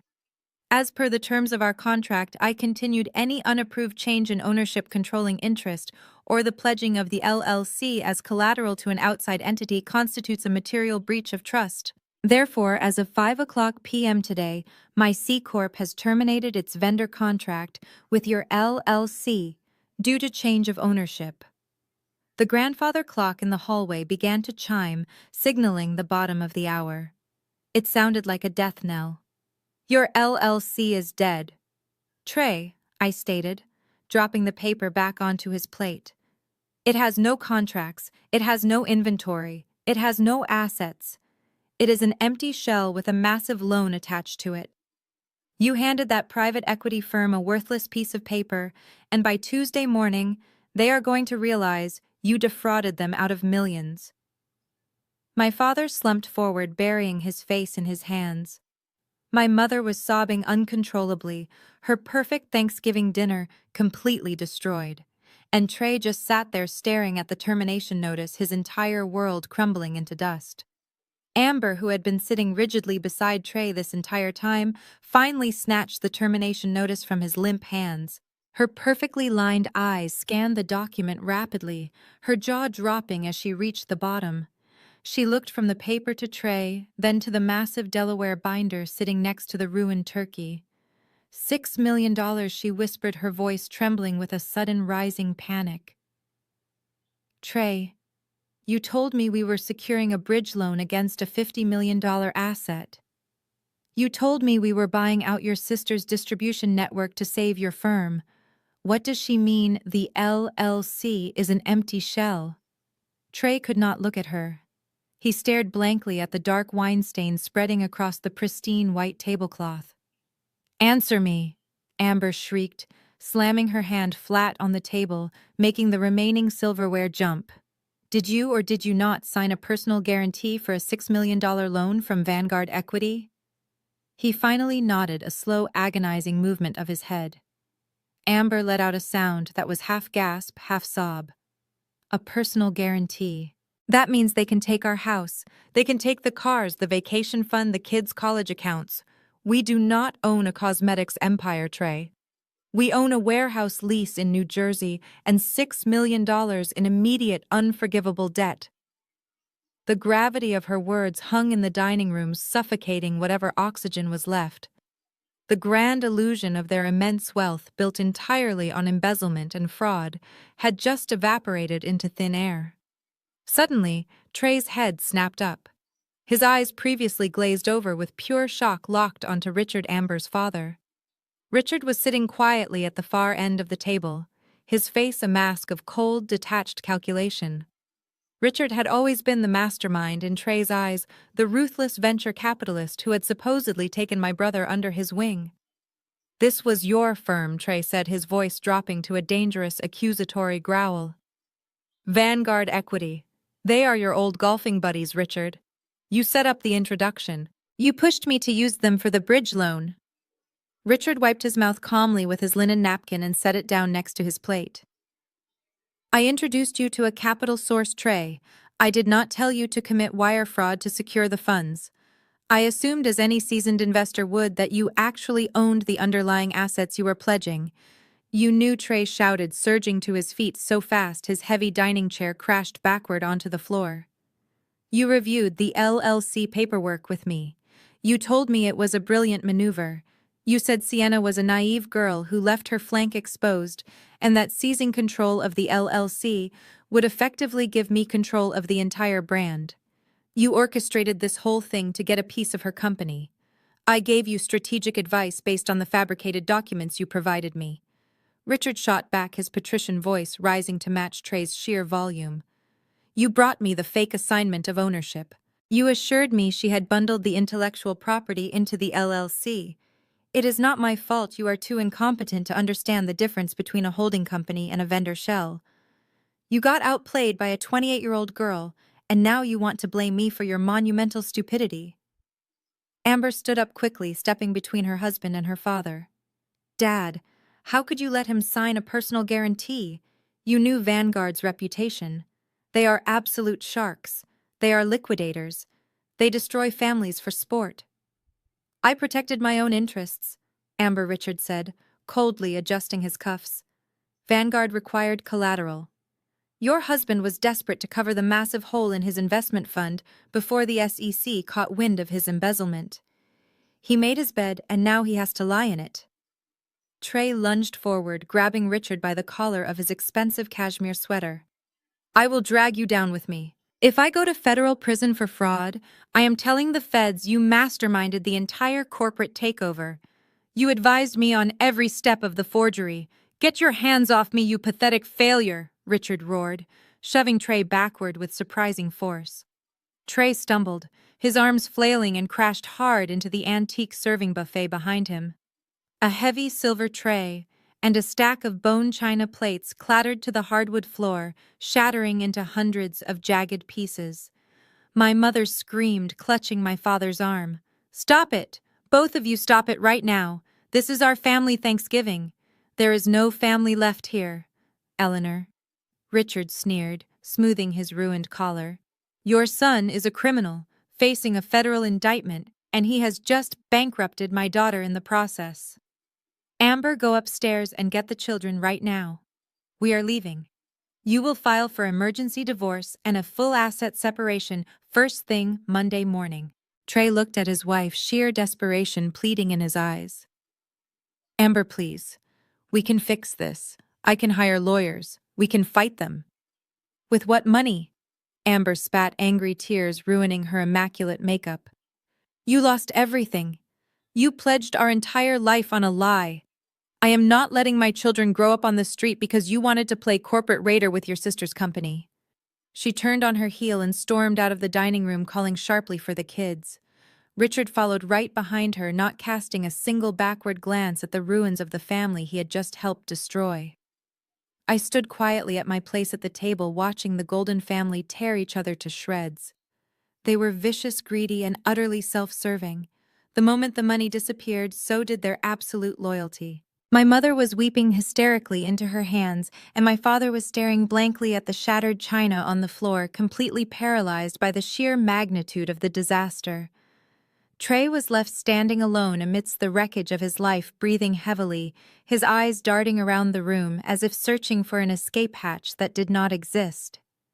The heavy silence was abruptly broken by the scraping of a wooden chair. Diane, my mother, who had just been weeping hysterically, suddenly stood up. The fragile, overwhelmed facade vanished instantly, replaced by a frantic, clawing desperation. She stumbled around the shattered china on the hardwood floor, ignoring the sharp porcelain entirely, and lunged toward me. Before I could react, her hands clamped onto my forearm. Her grip was surprisingly strong, her sharp manicured nails digging deep into the fabric of my silk blouse. Sienna, you have to stop this right now, Diane pleaded, her voice cracking with a high-pitched, terrifying edge. You have proved your point. You are smart. You are successful. We all see it now. But you have to reinstate that vendor contract. You have to call your lawyers and fix the holding company paperwork before Monday morning. I stared down at her hands gripping my arm, feeling a visceral wave of absolute disgust. I did not move. I just looked at her coldly. Fix his felony fraud, Mom, I asked, keeping my voice dangerously low and completely even. It was a mistake, she cried, shaking my arm slightly as tears streamed down her perfectly powdered face. A desperate mistake. Sienna Amber is pregnant. She just found out last week. They are having their third child. If Vanguard Equity calls in that loan, Trey will go to federal prison. Amber will be a single mother with absolutely nothing. The scandal will completely destroy our family name in this city. You cannot let your own brother be locked in a cage. You cannot ruin your future nephew's life over a simple business dispute. There it was, the ultimate trump card. The classic psychological gaslighting maneuver she had perfected over 3 decades. She was weaponizing guilt, family obligation, and the sudden, highly convenient revelation of a pregnancy to force my immediate compliance. She wanted me to fold, just like I had always done when we were kids. I slowly reached up and peeled her fingers off my arm, one by one. I took a deliberate step backward, putting significant physical space between us. I made sure I was completely out of her reach, establishing a boundary that was both physically and emotionally untouchable. A simple business dispute. I repeated the absolute absurdity of her words echoing in the ruined dining room. Mom, he forged my signature on federal documents. He stole my corporate identity. He tried to sell my entire life's work to a private equity firm to cover up the fact that he embezzled money from his own clients. That is not a dispute. That is a string of severe federal crimes. And you are standing here ankle-deep in shattered dinner plates demanding I become an accomplice to wire fraud just to protect your golden boy. I am asking you to have a heart. Diane shrieked, her face twisting into an ugly mask of pure desperation. We are your parents. We gave you life. We are blood. And then you spent the next 28 years making sure I knew I was second best. I shot back, my voice cutting through the air like a whip. Let us talk about having a heart, Diane.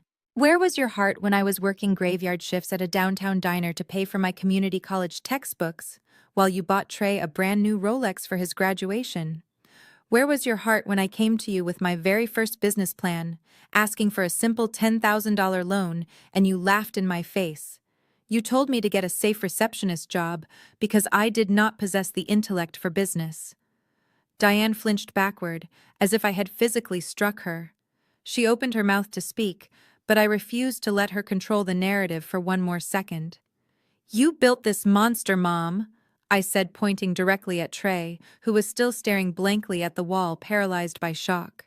You and Dad shielded him from every single consequence of his actions since the day he was born. When he crashed cars, you bought new ones.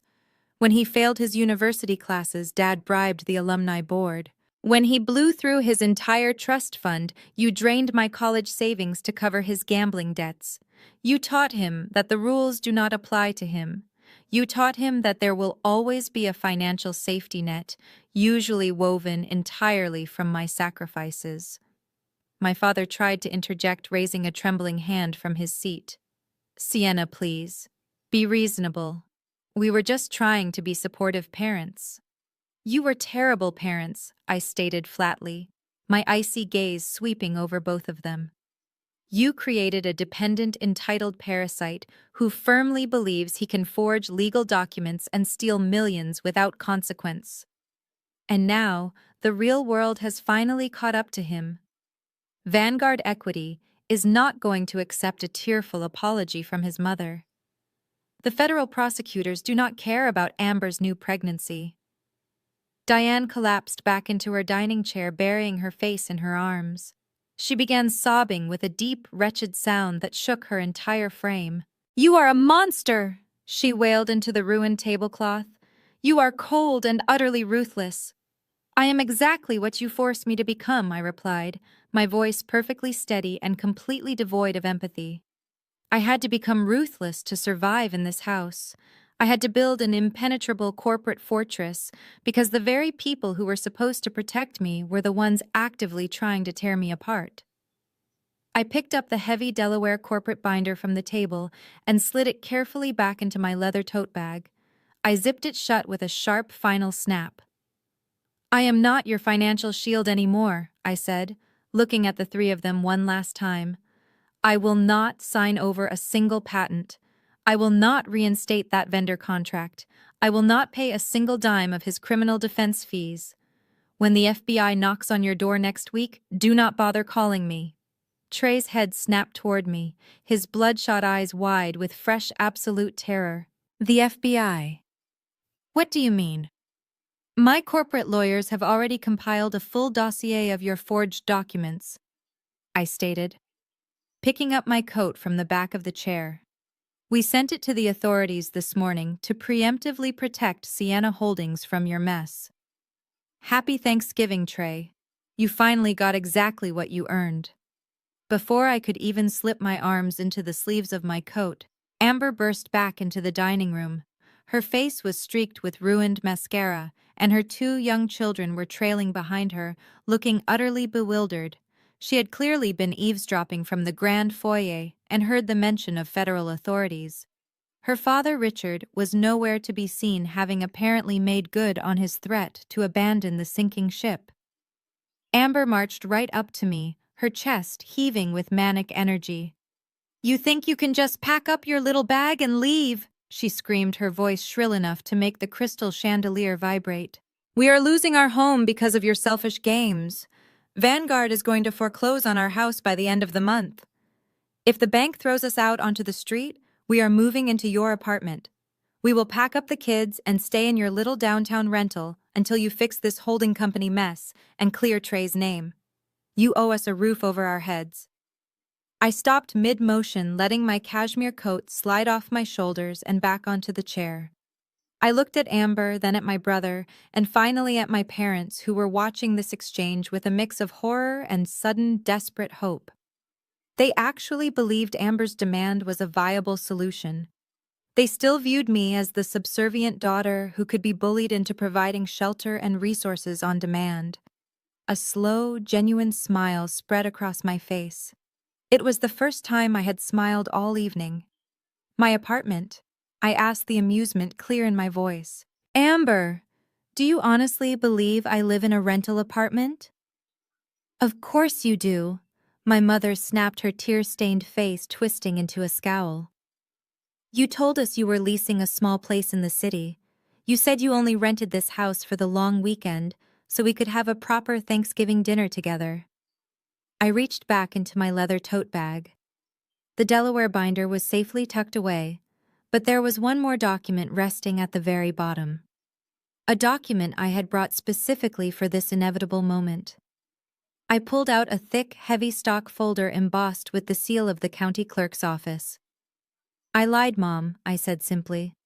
I lied because I knew if I told you the truth, you and Dad would immediately demand to move in or expect me to host your extravagant country club parties or use my property as collateral for Trey's endless financial black holes. I opened the folder and extracted a certified property deed, holding it up so the gold seal caught the light. I do not rent an apartment, I stated, locking eyes with Amber, whose arrogant expression was rapidly dissolving into confusion. And I did not rent this house for the weekend. I bought this entire estate 2 years ago. I paid $3 million for it in cash. It is legally owned by the Wyoming Blind Trust I mentioned earlier, which means my name is not on any public registry.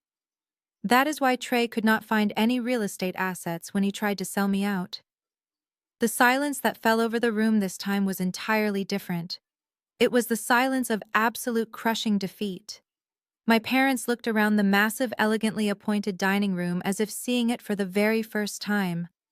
They looked at the custom wainscoting, the imported marble fireplace, the floor-to-ceiling windows overlooking the manicured grounds.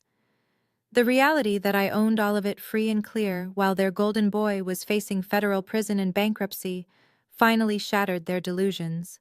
You cannot move into my apartment, Amber. I continued, my tone dropping to a cold, authoritative command. Because I live right here, and I do not allow criminals or parasites in my home. Trey let out a pathetic, suffocated gasp. Sienna, you cannot kick us out. We have nowhere to go. Richard took the car.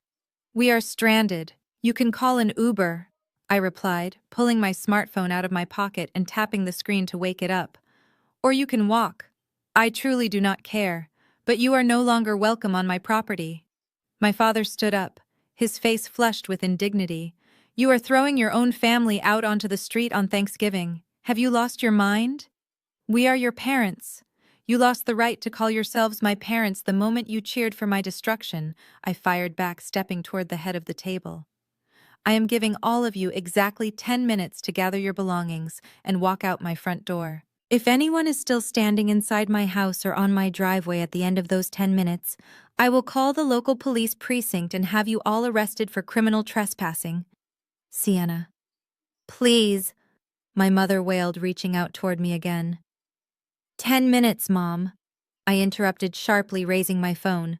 The clock starts right now. I turned my back on them and walked purposefully toward the grand foyer, leaving them scrambling in the ruins of the dining room. I could hear the immediate chaotic sounds of panic breaking out behind me. Amber was frantically pulling her crying children toward the coat closet, shrieking at Trey to help her. My father was loudly berating my mother for pushing me too far, while Diane continued to sob hysterically, completely paralyzed by the sudden brutal shift in power. They were finally experiencing the consequences of a lifetime of cruelty, and I was finally taking my space back. I reached the grand foyer, the heels of my shoes clicking sharply against the polished marble floor. Just as I was about to open the hall closet to retrieve my coat, the heavy oak front door violently swung open, slamming against the wall with a deafening crack. Richard stormed back inside, his face a mottled, furious purple. The cold November wind whipped through the open doorway behind him. He marched directly toward me, completely ignoring Amber and the children who were cowering near the staircase. "Open the main gate right now, you petulant child," Richard bellowed, his voice echoing off the vaulted ceiling. He pointed a trembling, rage-filled finger inches from my face. "I tried to drive off the property, but your security gates require a manual exit code. You are unlawfully detaining me. I will add false imprisonment to the massive lawsuit I am going to file against you on Monday morning." I did not flinch. I stood my ground, looking at the man who had orchestrated my brother's attempt to steal my life's work. "You are not going to sue anyone, Richard," I said calmly, my voice steady and unwavering. "You are going to go back to your country club and try to figure out how to salvage your own reputation. When the federal investigators start asking why your private equity friends accepted forged documents." Richard took another step forward, using his physical size to try and intimidate me. "I will sue you for breach of contract, for tortious interference, and for emotional distress." He snarled, saliva flying from his lips. "I have a team of corporate litigators who will tie your little holding company up in court for the next decade. We will drain every single cent you have in legal fees until you are begging us to settle. You think you won this little game? I will destroy you." The rest of the family had spilled out of the dining room and into the foyer, drawn by Richard's aggressive shouting. My father looked absolutely terrified, while Trey was still hyperventilating, leaning against the archway for support. I slowly raised my phone, making sure the screen was visible to everyone in the room. The 10-minute timer I had set earlier was still counting down, but that was not the only app I had open. "You are completely out of your depth, Richard," I replied, my tone dropping to a dangerous whisper. "You think I am playing a game. I am securing my borders." I tapped the screen, once bringing up my active call log. "When I handed Trey that vendor termination notice 15 minutes ago, I did not just sit there waiting for your predictable temper tantrums," I explained, looking around the foyer at the faces of my stunned family. I quietly pressed the panic button installed under the dining room table. It is directly linked to my private estate security firm and the local police precinct. I informed them I had hostile trespassers on my property who were refusing to leave. Richard's jaw dropped. "You called the police?" He stammered, the aggressive bluster instantly vanishing from his voice. "On your own family." Before I could even answer, the sound of heavy tires crunching on the gravel driveway pierced the tense silence. Red and blue lights began flashing through the frosted glass panels of the front door, casting erratic, frantic shadows across the marble floor of the foyer. Right on cue, I said, a cold smile touching my lips. Two loud, authoritative knocks hammered against the open doorframe. Two uniformed police officers stepped into the entryway, their hands resting cautiously on their duty belts. They were immediately followed by two towering men in tactical gear, with the logo of my private security firm emblazoned on their chests. "Ms. Wilson," the lead officer asked, stepping forward and assessing the chaotic scene. "We received a panic alarm and a report of aggressive trespassers refusing to vacate the premises." "Are you safe?" "I am perfectly safe, officer," I replied, gesturing toward the group huddled in the center of my foyer. "But these individuals have been asked to leave my property multiple times, and the gentleman in the cashmere sweater was just threatening me with physical and legal retaliation." The officer turned his stern gaze onto Richard, who suddenly looked very small and incredibly old. "Sir," the officer commanded, his voice leaving absolutely no room for debate, "you need to step away from the homeowner immediately." "This is a family dispute," my father protested weakly, stepping forward with his hands raised. "It is Thanksgiving. We are just having a disagreement. This is private property, and the owner has asked you to leave," the second officer stated, pulling out a small notepad. "Gather your belongings. You are all being escorted off the premises right now. If any of you cause a scene or refuse to comply, you will spend your Thanksgiving night in a holding cell." The absolute humiliation that washed over my family was palpable. The Golden family, the people who cared more about their social standing and country club appearances than anything else in the world, were being publicly evicted by armed police officers. Amber began sobbing uncontrollably, grabbing her children's coats with shaking hands. Diane could not even walk straight.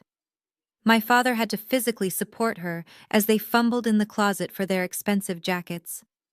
Trey moved like a zombie, staring blankly ahead as a security guard directed him toward the door. Richard did not say another word.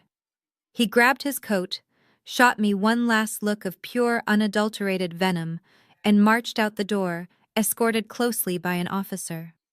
I stood quietly in my beautiful, peaceful foyer, watching them all file out into the freezing November night.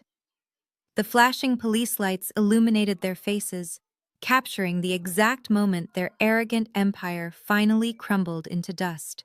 They had tried to steal everything I built, and instead they had lost absolutely everything they had.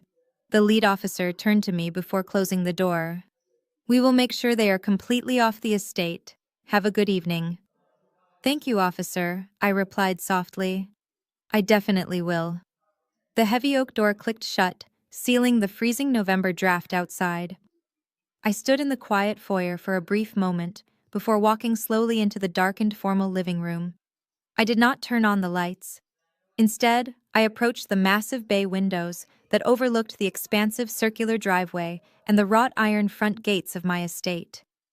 The private security vehicles and the police cruisers were idling near the entrance, casting rhythmic, frantic flashes of red and blue across the manicured, frost-covered lawns.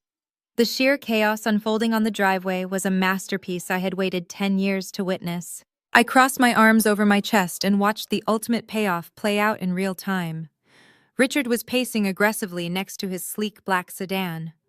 The security guards had refused to open the main gate until the police finished taking their incident report, leaving him entirely trapped on my property. The normally stoic, untouchable venture capitalist was reduced to a frantic, red-faced mess. He was screaming into his cell phone, his free hand wildly gesturing in the air as he frantically tried to reach his corporate attorneys on a holiday night. I could see his shoulders trembling under his expensive cashmere sweater. The reality that his own firm, Vanguard Equity, was now hopelessly entangled in a massive federal wire fraud investigation was finally breaking him. His pristine reputation was gone, and the catastrophic financial ruin of his company was staring him right in the face. He leaned against the hood of his car and buried his face in his hand, his body shaking with what looked like absolute terror. Further down the driveway, completely illuminated by the harsh glare of a police spotlight, Trey and Amber were tearing each other apart. Amber had her arms wrapped protectively around her shivering children, her face contorted in absolute rage. Even through the thick, double-paned glass of my living room windows, I could hear the piercing pitch of her voice echoing in the crisp night air. She was jabbing her manicured finger violently into Trey's chest, shoving him backwards step by step toward the frozen rose bushes. Backed into a corner and stripped of all his unearned confidence, Trey finally snapped. He threw his hands up in the air and screamed right back at her, his face twisted in ugly desperation. I watched him hurl the ultimate threat, a pathetic attempt to regain some semblance of control over a woman who had only ever loved his bank account. He demanded a divorce. He pointed at the gates and shouted that she was a parasite who only cared about his phantom money, threatening to leave her with nothing. It was the most foolish display of weakness I had ever seen. Amber did not flinch. Instead, she laughed right in his face, a harsh, manic laugh that carried clearly across the frozen lawn. She screamed back that she would be filing the papers on Monday morning, that she was taking full custody of the children, and that she would ensure he rotted in federal prison alone. She then grabbed her kids by the hands and marched toward a waiting Uber that had just pulled up outside the security gate, leaving Trey standing entirely alone in the freezing cold, his mouth hanging open in shock. My parents were huddled near the edge of the driveway, looking like two lost, fragile strangers. Diane was clutching her expensive coat tightly around her shoulders, sobbing uncontrollably. The elegant, domineering matriarch who had spent her entire life orchestrating perfect country club gatherings was now weeping openly in front of armed police officers and hired guards. She realized that by blindly backing Trey, she had lost absolutely everything. Her carefully cultivated social standing, her pristine public image, and the illusion of her perfect family were all reduced to ash under the flashing police lights. My father stood next to her, staring blankly at the gravel. He looked completely defeated, a hollow shell of the man who used to dictate the harsh rules of my childhood. The impending bankruptcy of their golden boy meant their own financial destruction. They had poured everything into his failing investment firm, and now it was all gone. Trey stumbled away from the spot where his wife had abandoned him and turned toward our parents. He threw his arms wide open, demanding comfort, demanding a solution, demanding to be saved one last time. But for the very first time in his entire life, my parents did not rush forward to shield him. Diane physically turned her back on him, burying her weeping face in her hands.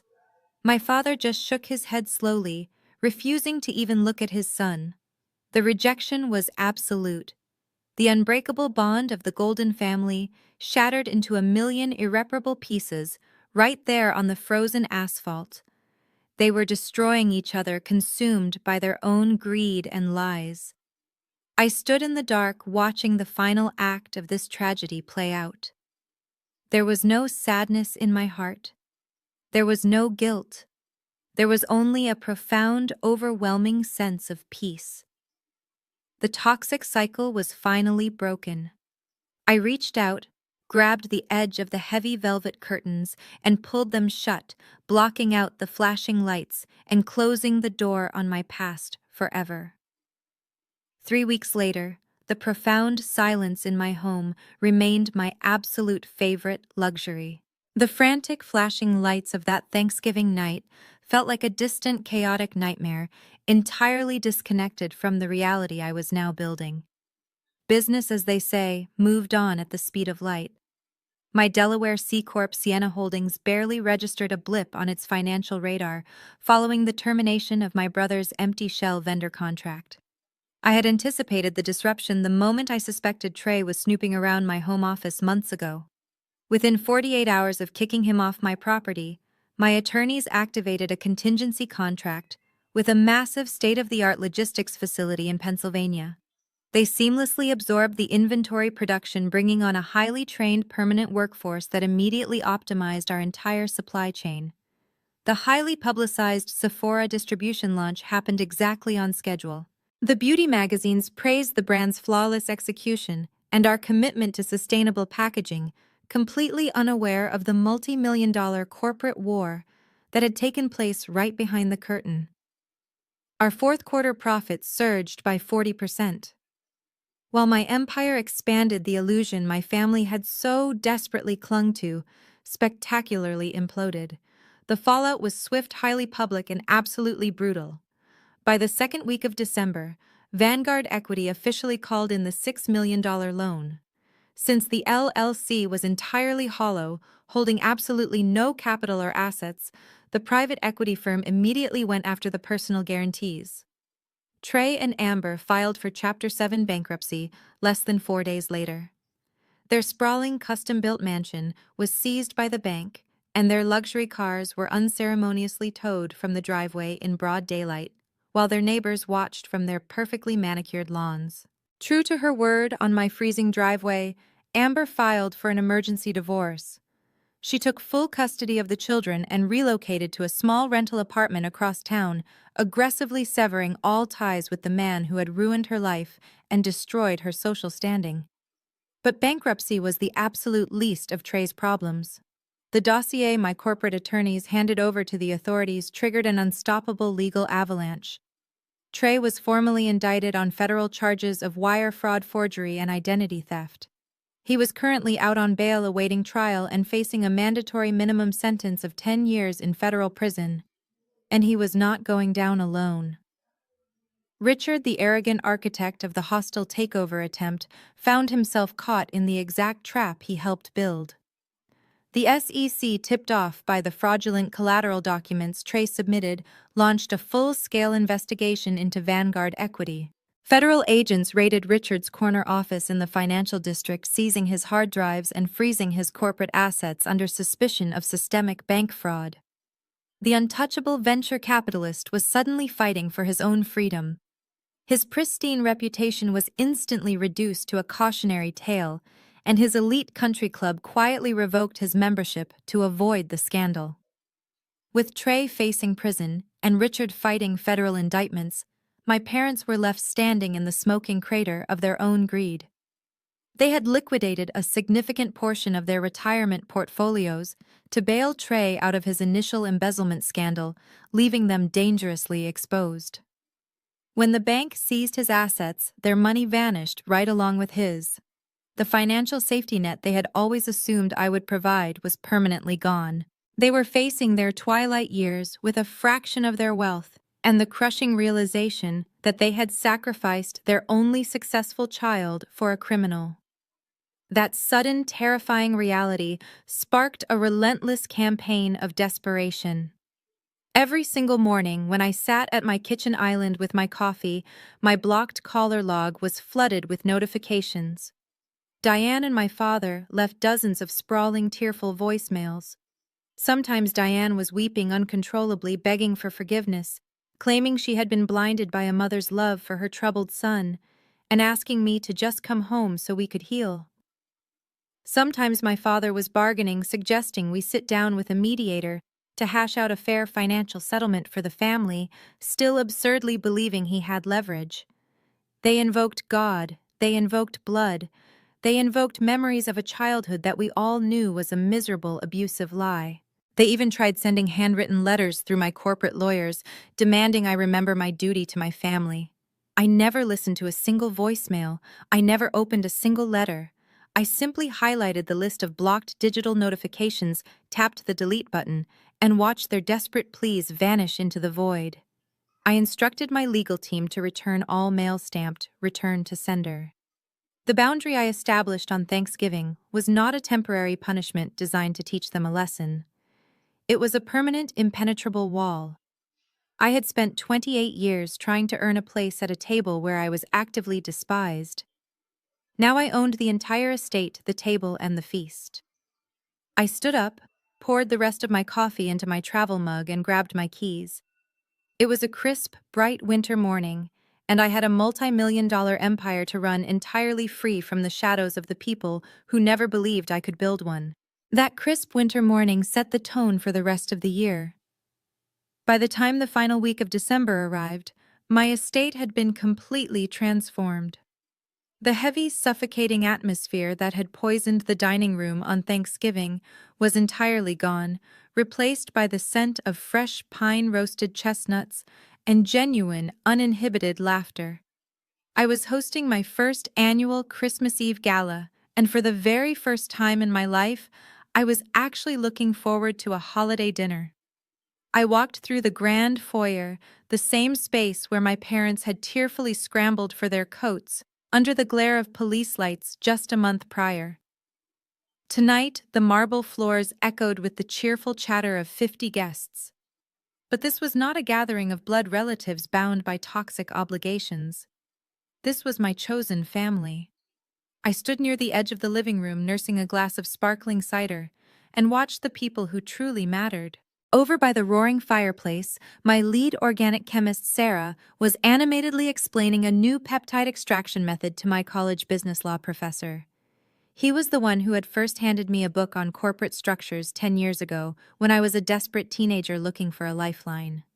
Across the room, my new logistics director was sharing a joke with the marketing team, their easy camaraderie a stark contrast to the cutthroat, backstabbing environment Trey had cultivated at his failing investment firm.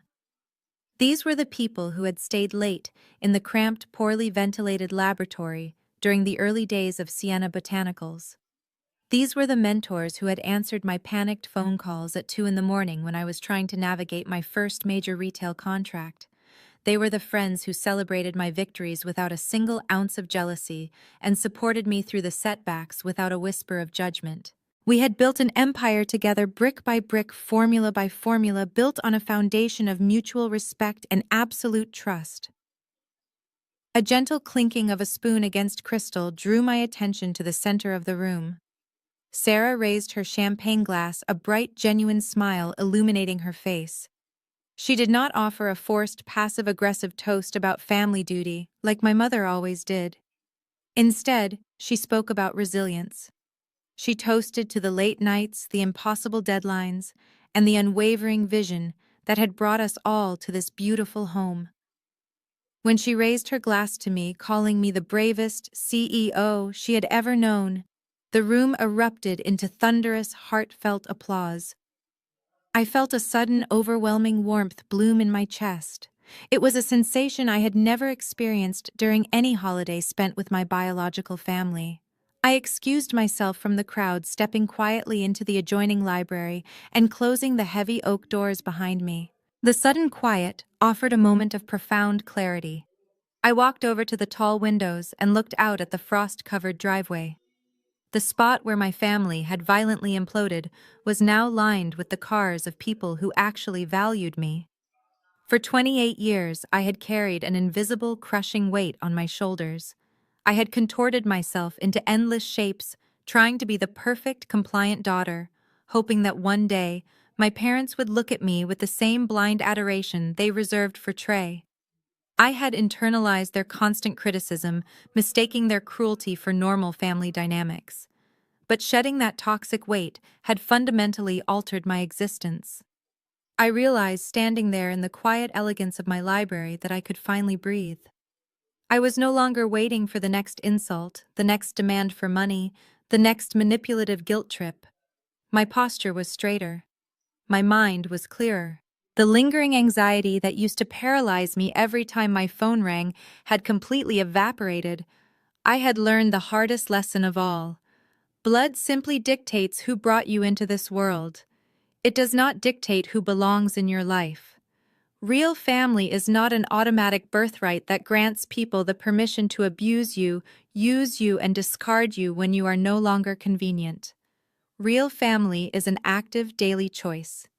It is the people who actively defend your peace, who celebrate your independence, and who love you for exactly who you are, not for what they can extract from you. I took a deep breath, the clean winter air filling my lungs, and turned away from the window. The past was permanently locked outside those gates, freezing in the dark. I opened the library doors and stepped back into the warm light, ready to celebrate the beautiful, unbreakable family I had chosen for myself. The rest of the evening blurred into a beautiful montage of laughter, clinking glasses, and genuine connection. By the time the final guest hugged me goodbye and the heavy front doors closed, it was well past midnight. The house was quiet again, but this time it was a warm, comforting silence. I walked back into the living room, kicked off my heels, and sank into the plush velvet armchair near the dying embers of the fireplace. The glowing coals provided the perfect backdrop for my final reflections on the chaotic storm I had just weathered. People often misunderstand the true nature of vengeance. Pop culture conditions us to believe that revenge must be a loud, violently dramatic spectacle. We picture screaming matches, throwing punches, or actively destroying someone else's life. But that kind of vengeance is inherently flawed. It requires you to lower yourself to the level of your abusers. It keeps your energy firmly tethered to the very people who hurt you, draining your spirit long after the initial conflict is over. I learned over the past 10 years that the most effective, most devastating form of revenge is entirely silent. It is structural. True revenge is simply stepping aside and allowing arrogant people to sign their own destruction, using the pen of their own bottomless greed. Trey and Richard did not lose their mansions, their reputations, and their freedom because I actively plotted to ruin them. I simply built an impenetrable fortress around my hard work and refused to be their sacrificial lamb. I stopped catching them when they fell. Their monumental entitlement was their ultimate undoing. They looked at me and saw a vulnerable, inferior woman running a little skincare hobby. Their staggering hubris completely blinded them to the legal landmines they were gleefully tap dancing upon. When you deal with narcissists and lifelong parasites, you do not need to orchestrate their downfall. You just need to meticulously document their actions, secure your borders, and let the unforgiving law of natural consequences take the wheel. There was, however, one final lingering loose end I needed to tie up. A microscopic detail, but a profoundly symbolic one, required to close this chapter forever. Years ago, before the Delaware C Corp, before the Sephora contracts, and before the multi-million-dollar valuations, I had a brief moment of financial vulnerability. I needed capital to secure my first bulk order of botanical ingredients. I made the mistake of asking my family for a standard business loan. My parents laughed at me, but Richard, always eager to play the benevolent patriarch, handed me a check for $5,000. He made sure to do it publicly, loudly, calling it pity money. He explicitly framed it as a charitable donation to keep me from embarrassing the family name. He never asked for equity, writing it off as the cheap cost of maintaining his superiority complex.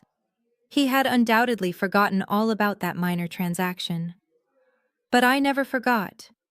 I kept my internal ledger perfectly balanced. The week after Trey's federal indictment became public knowledge, I took a trip to my private bank. I sat across from my wealth manager and requested a certified cashier's check made out to Richard for exactly $5,000. I brought the crisp, watermarked check back to my home office. I slipped it inside a heavy white envelope. I did not include a letter detailing my success or rubbing salt in his fresh wounds. I simply took a piece of premium cardstock and wrote 3 words in sharp black ink: paid in full. I did not put a return address on the envelope. I paid a private courier to hand-deliver it directly to the cramped temporary rental office Richard was forced to operate out of after federal agents seized his luxurious headquarters. I did not need to see his face when he opened it. The mental image was satisfying enough. A once untouchable financial titan drowning in federal bank fraud investigations and watching his legacy evaporate, receiving a perfectly legal, utterly dismissive refund from the woman he tried to destroy. Handing it back was never about the money. It was about cleanly severing the very last string they believed they had attached to my life. It was the ultimate declaration of my absolute independence. As the final embers fade to ash, I look around the expansive, peaceful space of my home. The trauma of being the family scapegoat is a ghost story I no longer have to tell. I am the sole architect of my reality now. For anyone out there who feels trapped under the toxic weight of family expectations, remember this absolute truth. You do not owe your future to people who only value you for what they can extract. Build your fortress in total silence, protect your peace fiercely, and let their own arrogance be the architect of their final undoing. Now, I want to turn this conversation over to you. Sitting here sharing my story has not just been about exposing the toxic dynamics of my past or reliving a dramatic Thanksgiving dinner. It has been about reaching out to anyone who might be sitting at their own version of that table right now, feeling completely trapped, chronically undervalued, and hopelessly alone. I know exactly how heavy that isolation feels in your chest. I know the paralyzing fear of thinking that if you finally stand up for yourself, you will lose the only family you have ever known. But as you have seen from the trajectory of my life, sometimes losing that toxic, draining connection is the exact catalyst you need to finally find yourself. So I want to ask you a very important question. Have you ever let someone's greed become their own trap? Have you ever found yourself in a situation where simply holding your ground and refusing to play the helpless victim allowed a manipulator to expose their true colors to the world? It takes an incredible amount of restraint to stay silent when you are being unjustly attacked. It takes immense emotional discipline to not scream your truth from the rooftops when people are actively plotting against your success. But there is a profound, undeniable power in stepping back, securing your boundaries, and letting their own reckless entitlement do all the heavy lifting. If you have ever experienced that quiet, definitive victory, I want to read about it. Or perhaps your story resonates more with the painful reality of having to walk away from the people who were supposed to protect you.